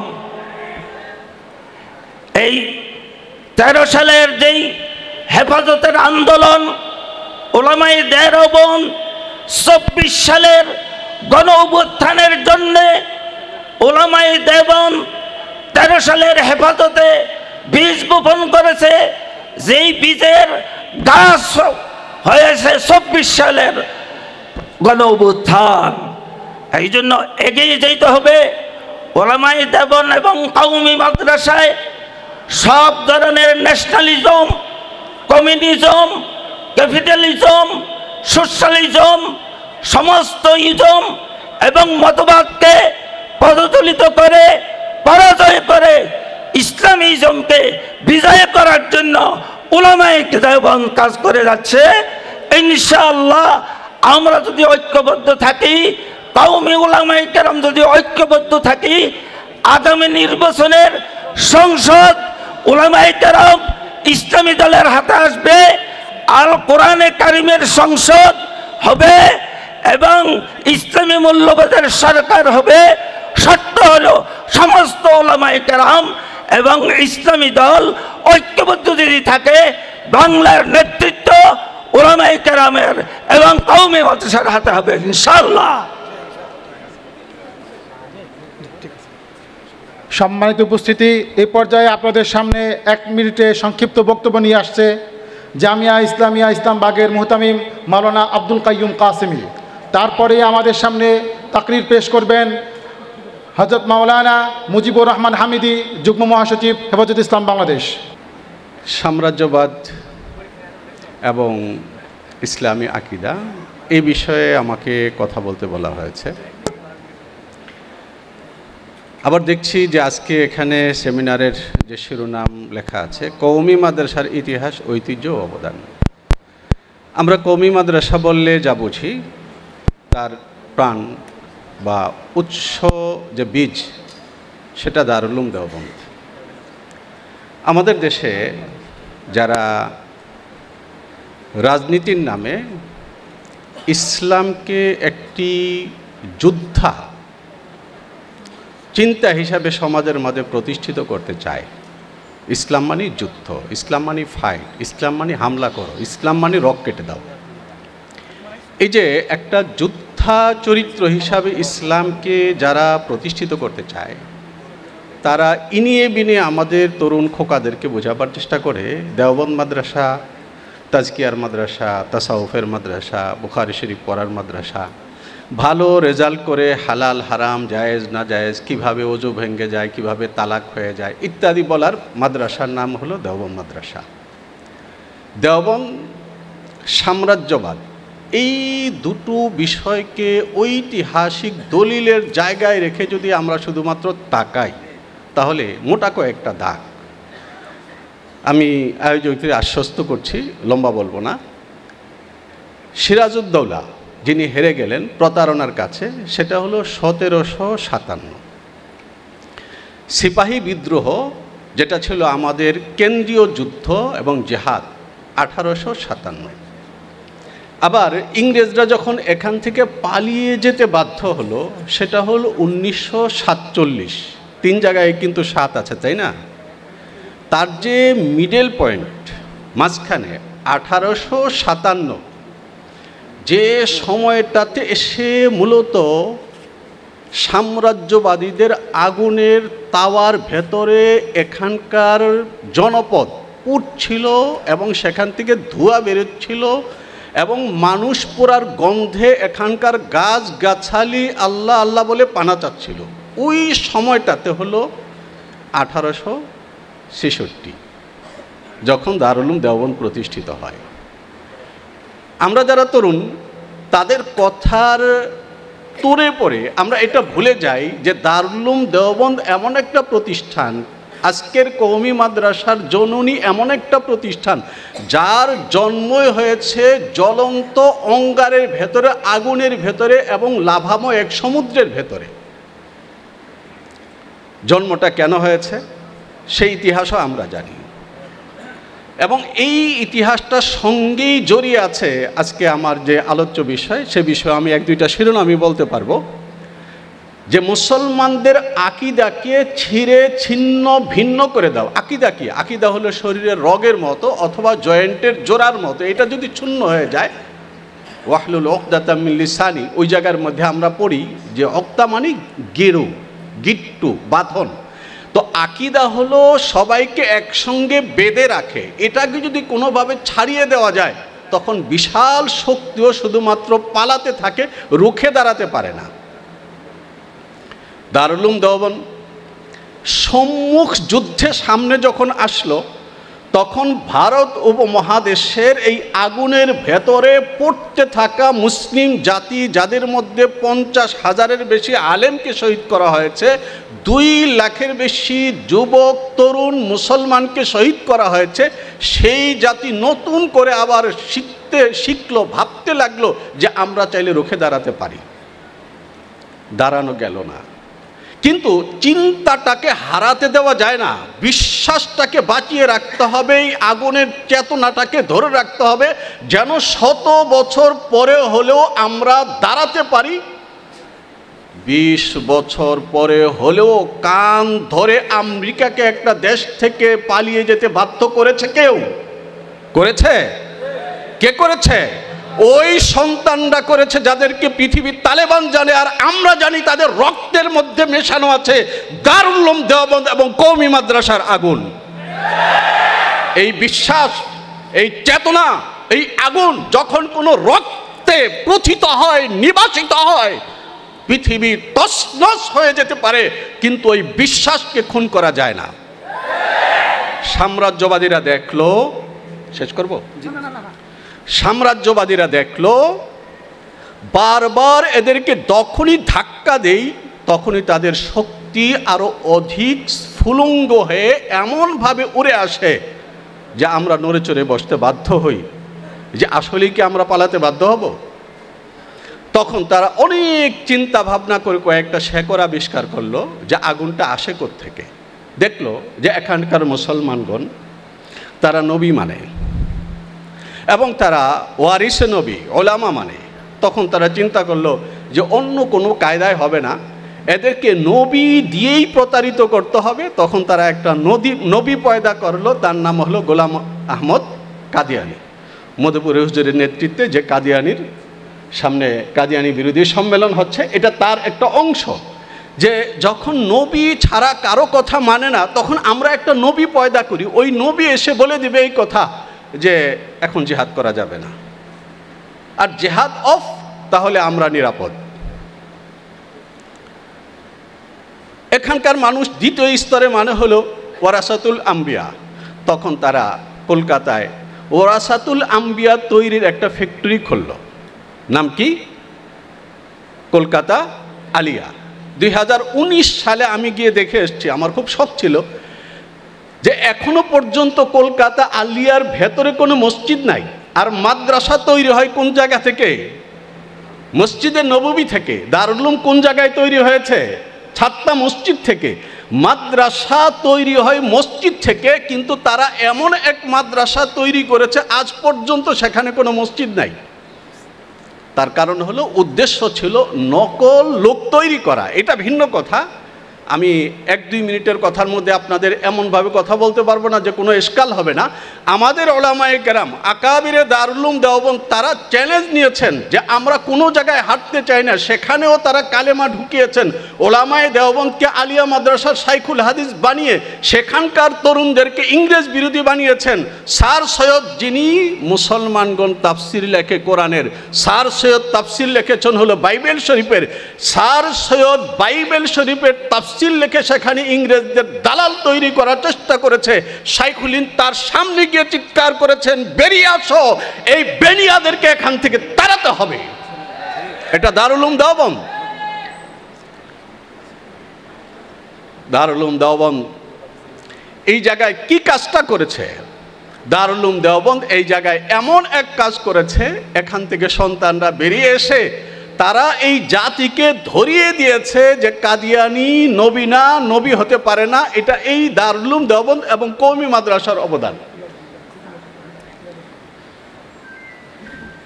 একইভাবে দারুল উলুম দেওবন্দের ওলামায়ে কেরাম তারা ধরিয়ে দিয়েছেন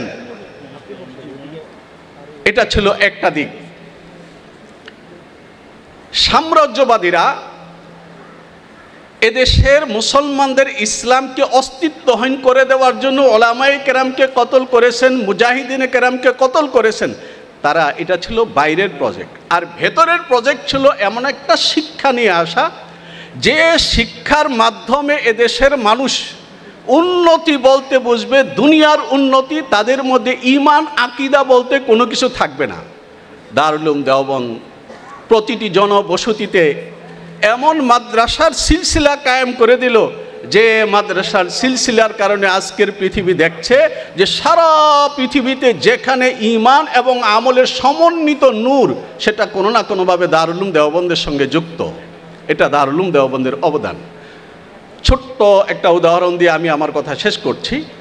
উদাহরণ হলো এই যে দ্বীনের রূহকে বিনাশ করা এটা কি? দ্বীনের রূহকে বিনাশ করা হলো এটা এই রকমের, যেমন স্যার সৈয়দ আহমদ, তিনি তো সরাসরি সাম্রাজ্যবাদের ঘোষিত দালাল। তার অনেক চমৎকার বাণী আছে, তার মধ্যে একটা বাণী হলো বেহেশত কি কোই হাকিকত নাই, বেহেশতের কোনো হাকিকত নাই, এটা তিনি বলেছেন। তো এটা হলো ইসলামের রূহকে শেষ করে দেওয়া। তার অনেক পরে ওই একই ছায়ায়, ওই একই চেতনা নিয়ে আরেক সাংবাদিক জন্মগ্রহণ করলেন। তিনি বললেন যে এবাদত মানে মসজিদে গিয়ে সেজদায় পড়ে থাকা না, এবাদত মানে গভীর রাত্রে দাঁড়িয়ে তাহাজ্জুদ পড়া না, নামাজ মানে নামাজ সেজদা করতে করতে কপালের দাগ ফেলা না। তাহলে কি? তিনি বললেন যে নামাজ কি হাকিকত ইয়ে হ্যায় কি ইয়ে এক ট্রেনিং কোর্স হ্যায়, এটা একটা ট্রেনিং কোর্স। আমাদের জানতে ইচ্ছা করে নামাজ যদি ট্রেনিং কোর্স হয়, তাহলে মুহাম্মদুর রাসূলুল্লাহ সাল্লাল্লাহু আলাইহি ওয়াসাল্লাম যখন জিহাদ করতে যাচ্ছেন বদরের প্রান্তরে, তো তিনি হলেন প্রধান সিপাহসালার। তিনি সাহাবায়ে কেরামকে কাতারবদ্ধভাবে দাঁড় করিয়ে দিয়ে তারপর তিনি সেজদায় পড়ে যাচ্ছেন। তাহলে কি যুদ্ধের ময়দানে সেনাপতি ট্রেনিং করে? ওয়াবুদ রব্বাকা হাত্তা ইয়াতিয়াকাল ইয়াকিন, ইবাদত মানে যদি ট্রেনিং হয়, তাহলে এর অর্থ হলো যে আজরাইল চলে এসেছে, জান কবজ করবে। এখন একজন মুসলমানের কাজ কি দাঁড়িয়ে কি করা, লাফালাফি করো, ট্রেনিং করো। ওয়াবুদ রব্বাকা হাত্তা ইয়াতিয়াকাল ইয়াকিন এর অর্থ কি দাঁড়ায়? আমর ইবনে জামুহ রাদিয়াল্লাহু তাআলা আনহু থেকে শুরু করে মাজুরিন, তিনি বলেছেন নামাজ, রোজা, ইবাদত যা কিছু আছে সব কিছুর টার্গেট হলো জিহাদ। যদি সেটা হয়, তাহলে প্রশ্ন হলো যে ব্যক্তি হাঁটতে পারে না সে কি ট্রেনিং নেবে? যে ব্যক্তি বুড়ো সে কি ট্রেনিং নেবে? যে প্রতিবন্ধী সে কি ট্রেনিং নেবে? তাহলে এর অর্থ হলো এটা, যারা বুড়ো হয়ে গেছে, যারা হাঁটতে পারে না, চলতে পারে না, নারী, তাদের জন্য নামাজ, রোজা, হজ, যাকাত নাই। তাহলে ইসলামের থাকলোটা কি? শুনতে অনেক ভালো শোনা যায় যে ইবাদতের হাকিকত হলো ইতাআত, কিন্তু আপনারা যারা উলামায়ে কেরাম ছাত্র তারা জানেন যে ইতাআতের মধ্যে শিরক আবশ্যক, আতিউল্লাহ ওয়া আতিউর রাসূল ওয়া উলিল আমরি মিনকুম, কিন্তু ইবাদতের মধ্যে শিরক জায়েজ আছে। তাহলে কিভাবে মুসলমানদের আকীদার ভেতরে তিনি শিরক ঢুকাচ্ছেন তার শক্তিশালী কলমের জাদুতে? যদি আমরা বুঝতে ভুল করি, যদি আমরা যথাসময়ে বলতে ভুল করি, তাহলে এমন দূর পর্যন্ত পানি গড়িয়ে যাবে, আমাদের কান্নাকাটি করা ছাড়া আর কিছুই থাকবে না। আমি বিশেষ করে আজকের এই অনুষ্ঠানের যিনি সভাপতি হযরত মাওলানা আব্দুল্লাহ আউয়াল সাহেব হুজুর, আমাদের সকলের মুরব্বী, তিনি যে উদ্যোগ নিয়েছেন আমি মনে করি এটা আরও প্রসারিত হবে। এটা সময় কথা বলবার, এই সময় চলে গেলে আমরা হয়তো আমাদের তরুণদেরকে কয়েক বছর আগে একবার বেফাকের প্রশ্নে এই আপত্তি উঠেছে যে এরা যে গোমরা, এই প্রশ্ন কেন আসলো?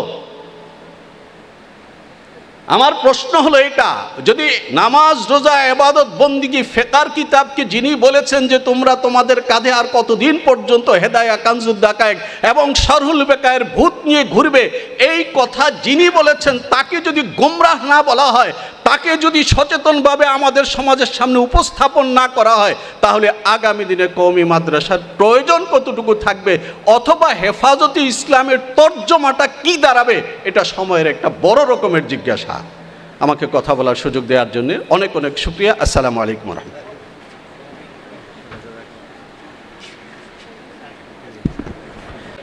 এর আগে আমরা দেখতে পাই করোনার সময়ে যখন মানুষ করোনায় আক্রান্ত হয়ে মৃত্যুবরণ করেছে, এই কওমি উলামায়ে কেরাম দেওবন্দের সন্তানেরা লাশ দাফন করার জন্য অগ্রসর হয়েছে। সন্তানকে পাওয়া যায় নাই, আত্মীয় স্বজনকে পাওয়া যায় নাই, কথা ঠিক কিনা? আমি বলতে চাই, বর্তমান বাংলাদেশে পরিলক্ষিত হচ্ছে, দৃশ্যমান হচ্ছে, শাহজালালের মাজারেও যাচ্ছেন রাজনীতিবিদরা, আবার মন্দিরেও যাচ্ছেন। ইমানের প্রশ্নে উলামায়ে কেরাম কখনো আপোষ করতে পারে না। ইমানের প্রশ্নে কম্প্রোমাইজের কোনো জায়গা নেই, কথা ঠিক কিনা?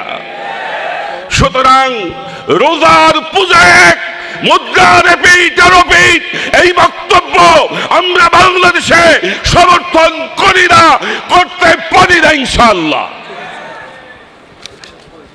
সম্মানিত উপস্থিতি, এই পর্যায়ে আমাদের সামনে সংক্ষেপে গুরুত্বপূর্ণ তাকরির নিয়ে আসছেন খেলাফত আন্দোলনের নায়েবে আমির হযরত মাওলানা মুজিবুর রহমান হামিদি, যুগ্ম মহাসচিব হেফাজতে ইসলাম বাংলাদেশ। এরপরেই আমাদের সামনে তাকরির পেশ করেন উলামায়ে দেওবন্দের অবদান। স্বাধীনতার পর যখন এদেশের উলামায়ে কেরাম মাথা উঁচু করে দাঁড়াইতে পারছিল না, তখন দেওবন্দের কৃতি সন্তান হযরত হাফিজ হুজুর রহমাতুল্লাহি আলাইহি 81 সালে রাষ্ট্রপতি নির্বাচনে দাঁড়িয়ে সারা বিশ্বকে তাক লাগিয়ে দিয়েছিলেন। এরপরে উলামায়ে কেরামদের যে জড়তা ছিল সেটা দূর হয়েছিল। ভাইরা আমার, এরপর থেকে দেখা যাচ্ছে কাদিয়ানীদের বিরুদ্ধে, কাদিয়ানীর যে বন্ড, তারা যে প্রতারক, সরল প্রাণ মুসলমানদের ঈমান হরণ করছে, এই ব্যাপারে সোচ্চার করেছেন উলামায়ে কেরাম। এমনি ভাবে নাস্তিক ব্লগাররা যখন নাকি এদেশের মধ্যে ইসলামকে নিয়ে, আল্লাহ এবং আল্লাহর রাসূলকে নিয়ে কটূক্তি করেছিলেন, তার বিরুদ্ধে আন্দোলন করেছে কওমি মাদ্রাসা উলামায়ে কেরাম। শাপলা চত্বরে রক্ত দেওয়া না হলে 24-এর সফলতা আসতো না। ভাইরা আমার, তাই আপনাদেরকে আমি আকুল আবেদন থাকবে আমার, যে ইমানের বলে বলিয়ান হয়ে এখনো যে সকল ইসলাম বিরোধী তৎপরতা আছে, সেইগুলিকে আমাদের নির্মূল করার জন্য ঐক্যবদ্ধ হতে হবে। এবং পাশাপাশি বলতে চাই যে উলামায়ে কেরামদের একতাবদ্ধ না থাকলে যে কোনো সময় আমরা আবারও বিপদের সম্মুখীন হব। নাসরুম মিনাল্লাহি ওয়া ফাতহুন করিব। ইন্নামা ইয়াখশাল্লাহ মিন ইবাদিহিল উলামা। قال رسول الله صلى الله عليه وسلم العلماء ورثة الأنبياء. قال رسول الله صلى الله عليه وسلم الصحابي كلهم عدول بأيهم اقتديتم اهتديتم، أو كما قال النبي صلى الله عليه وسلم.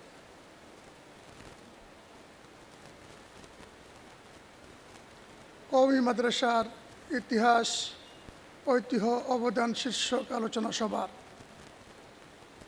দাওয়াতুল ইসলাম বাংলাদেশের পক্ষ থেকে আয়োজন করা হয়েছে।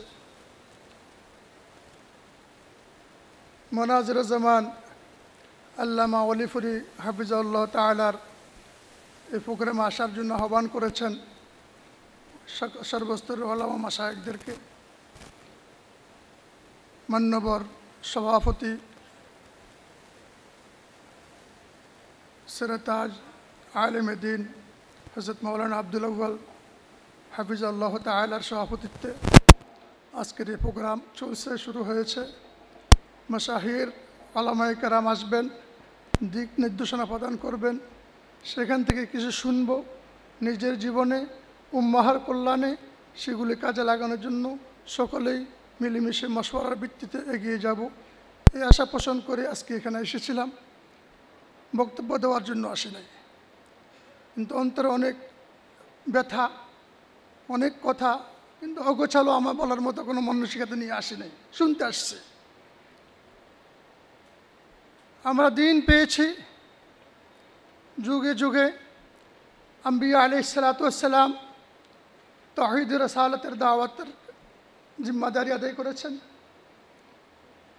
সর্বশেষে সৈয়দুল আম্বিয়া হাবিবি কিবরিয়া মুহাম্মদুর রাসূলুল্লাহ সাল্লাল্লাহু আলাইহি ওয়াসাল্লাম, খাতামুল আম্বিয়া মুহাম্মদুর রাসূলুল্লাহ সাল্লাল্লাহু আলাইহি ওয়াসাল্লাম তার মাধ্যমে আল-ইয়াওমা আকমালতু লাকুম দীনাকুম ওয়া আতমামতু আলাইকুম নি'মাতি ওয়া রাদিতু লাকুমুল ইসলাম দীনা, দ্বীনের মুকাম্মাল আল্লাহর পক্ষ থেকে সম্পন্ন করা হয়েছে, পরিপূর্ণ করা হয়েছে, ঘোষণা করা হয়েছে।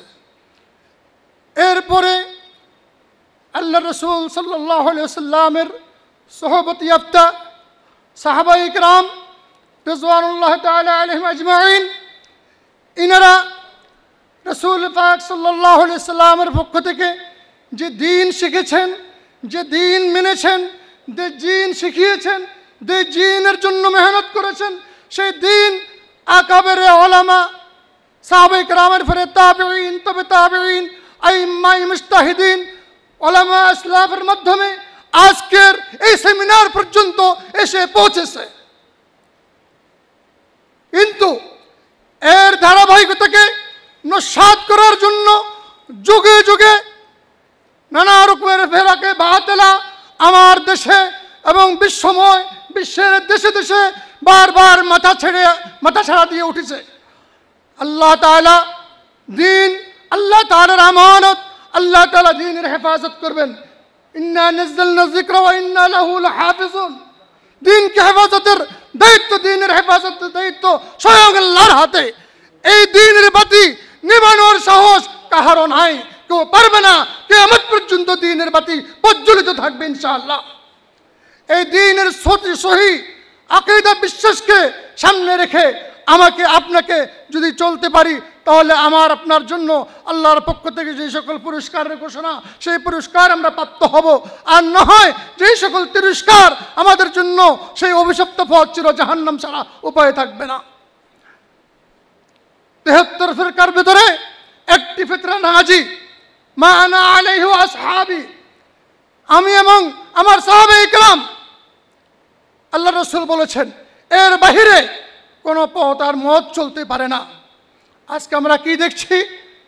আমরা ফেরাকে বাতিলের উপরে ওলামায়ে কিরাম বড় বড় ওয়াজ মাহফিল, সিরাতের মাহফিল, ওলামা সম্মেলন যুগে যুগে করে আসছেন। আমার ভয় হচ্ছে, আমি কিছুদিন পূর্বে একটা ফেসবুকে লিখেছিলাম যে ওলামায়ে উম্মতের আগামী দিন কি হবে।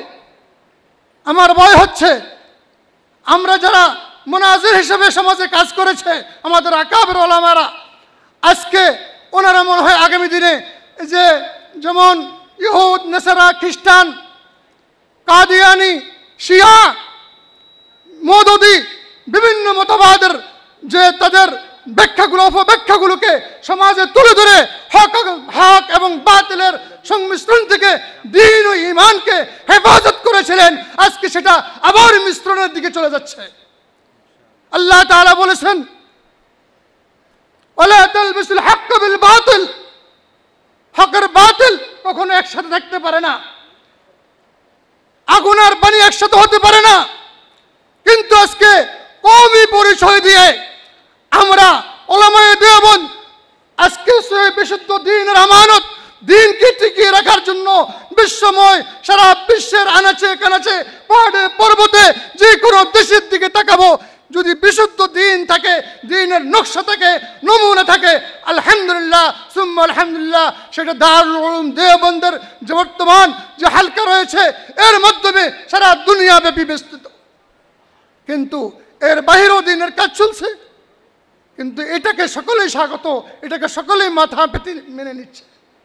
আজকে আমরা যারা কওমি গণনার দাবি করি, আমরা সেই যাদেরকে গোমরা ফতোয়া দিয়েছি যুগ যুগ ধরে মওদুদি ফিতনাকে, মাওলানা মওদুদি বলি না আমরা, মিস্টার মওদুদি সাহেব, মিস্টার মওদুদি সাহেবের লাহোরের সেই নতুন ইসলামের প্রবক্তা মওদুদি সাহেবের এই ইসলামকে আজকে তাদের সাথে ঐক্যবদ্ধ হয়ে আমাদের কওমি সন্তানদেরকে, হক্কানি রব্বানি ওলামাদেরকে একাকার করে ফেলতেছে। আগামী দিনে যদি আজকে একবার তারা ক্ষমতায় যেতে পারে, আগামী দিনে এই সকল মুনাজারা ফেরাকে বাতিল সম্পর্কে আলোচনার কোনো স্কোপ এই দেশে আর থাকবে না। আজকে আউল বাউল সবাইকে নিয়ে আপনি ইসলাম প্রতিষ্ঠা করতে চান, এটা কোনোদিন সম্ভব না। ইসলামকে ইসলামের মতো করে প্রতিষ্ঠা করতে হবে। আমি সর্বশেষে একটা কথা বলে শেষ করব। আজকে আমরা যারা আছি সিয়াসতের ময়দানে অনেক কঠিন পিচ্ছিল, এই ময়দানে যারা কাজ করতেছেন আমাদেরকে খুব সতর্ক থাকতে হবে। আমরা বর্তমান সময়ে আমাদের দেশের চাবিকাঠি আমাদের হাতে, হক্কানিয়তের হাতে রাখার চেষ্টা করা এটাও আমাদের জন্য ফরজ। কিন্তু এর জন্য আমাদের নিজেদের ভিতরে যারা দেওবন্দ এবং আহলে হক ওলামায়ে কেরাম সাহাবায়ে কেরামকে উদুল মানে এদের ভিতরে যদি কোনো ত্রুটি বিচ্যুতি দেখা দেয়, সেই ক্ষেত্রেও আমরা যেন এমন হস্ত না হয় যার দ্বারায় আমাদের আগামী দিনে আমাদের নিজেদের কিছু লোককে, কারণ ইহুদ নেসারাদের কাজ হলো পরস্পরের ভিতরে লাগিয়ে দেওয়া, বিচ্ছিন্নতা সৃষ্টি করা। অতএব এইভাবে যদি ভাগ করতে করতে টুকরো টুকরো করে আমাদেরকে ধ্বংস করার জন্য পায়তারা করতেছে কিন্তু সেই ফেরাকে বাতিল ষড়যন্ত্র গ্রুপগুলো।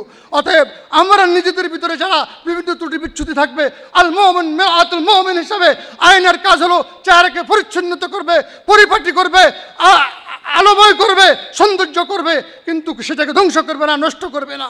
এই হলো আয়নার কাজ। আমরা এক মুমিন অপর মুমিনের জন্য আইন হিসেবে যেন কাজ করতে পারি। আমরা সংশোধন করব, আমরা কাউকে কেটে ফেলবো না, আমরা কাউকে ধ্বংস করব না, আমরা বিচ্ছিন্ন হব না, আমরা ওয়াতাসিমু বিহাবলিল্লাহি জামিআ মিসদাক হব। আল্লাহ তাআলা সুন্নতের নকশায় আমাকে আমার উলামা আসলাফ আকাবিরদেরকে আমাদেরকে দিক নির্দেশনা দিয়ে আগামী দিনে পথ চলার সঠিক নির্দেশনা দিবেন এই আশা ব্যক্ত করছি। বাংলা ছিল দুই একটি কথা বলেছি, ভুল ভ্রান্তির জন্য ক্ষমা চাচ্ছি। আসসালামু আলাইকুম ওয়া রাহমাতুল্লাহি ওয়া বারাকাতুহু। বাংলাদেশের আহ্বানে শীর্ষ জাতীয় উলামায়ে কেরাম আজকে আগমনের জন্য সবাইকে মোবারকবাদ, উপস্থিত সুধীমণ্ডলীকেও ধন্যবাদ জানাচ্ছি, সাথে ধন্যবাদ জানাচ্ছি আজকে তরুণ আলেম দল যারা আজকের আয়োজনে অগ্রণী ভূমিকা পালন করেছেন, মাওলানা সালাউদ্দিন, মাওলানা আফসার মাহমুদ, মাওলানা আবদুল্লাহ ফারুক, মাওলানা ইয়ামিন সহ সংশ্লিষ্ট ব্যক্তিবর্গ। আজ দাওয়াত ইসলাম যেহেতু দাওয়াত আহ্বান, আজ এই দাওয়াত ইসলাম আহ্বান করছে যে আমরা যা বক্তব্য শুনলাম, বক্তব্যের খাতিরে বিশুদ্ধ ইসলামী শাসন ব্যবস্থার লক্ষ্যে কওমি ধারার আলেম এবং রাজনীতিবিদগণ ঐক্যবদ্ধ প্ল্যাটফর্মে কাজ করার আহ্বান জানাচ্ছে আজকের আয়োজন দাওয়াত ইসলাম বাংলাদেশ। দ্বিতীয়, ধর্মীয় সম্প্রীতি বিনষ্টকারী কারো কোনো কার্যকলাপ রাষ্ট্র ও প্রশাসন প্রশ্রয় দেবে না। তৃতীয়, কোরআন সুন্নাহ বিরোধী কোনো আইন বা নীতি প্রণয়ন করা যাবে না। চতুর্থ, শাতামে রাসূল ও গোমরা ফেরকার পৃষ্ঠপোষকতা বন্ধ করতে হবে। সমকামিতা এবং নৈতিক অধপতনমূলক চিন্তাধারাকে বৈধ করার প্রয়াস কঠোরভাবে প্রতিহত করার আহ্বান জানাচ্ছে দাওয়াত ইসলাম বাংলাদেশ। এই আহ্বান জানিয়ে আমি আমার বক্তব্য শেষ করছি। ওমা আলাইনাল বালাগ। সম্মানিত উপস্থিতি, জাতীয় ইমাম উলামা সম্মেলনের প্রধান অতিথি, হেফাজতে ইসলাম বাংলাদেশের সংগ্রামী আমির শাইখুল আরব আল আজম শাইখুল ইসলাম হযরত মাওলানা হুসাইন আহমদ মাদানী নাফারাল্লাহু মারকাদাহুর অন্যতম শাগরেদ আল্লামা মুহিব্বুল্লাহ বাবনগরী, দামাত বারাকাতুহুল আলিয়া প্রধান অতিথির বক্তব্য প্রদান করবেন।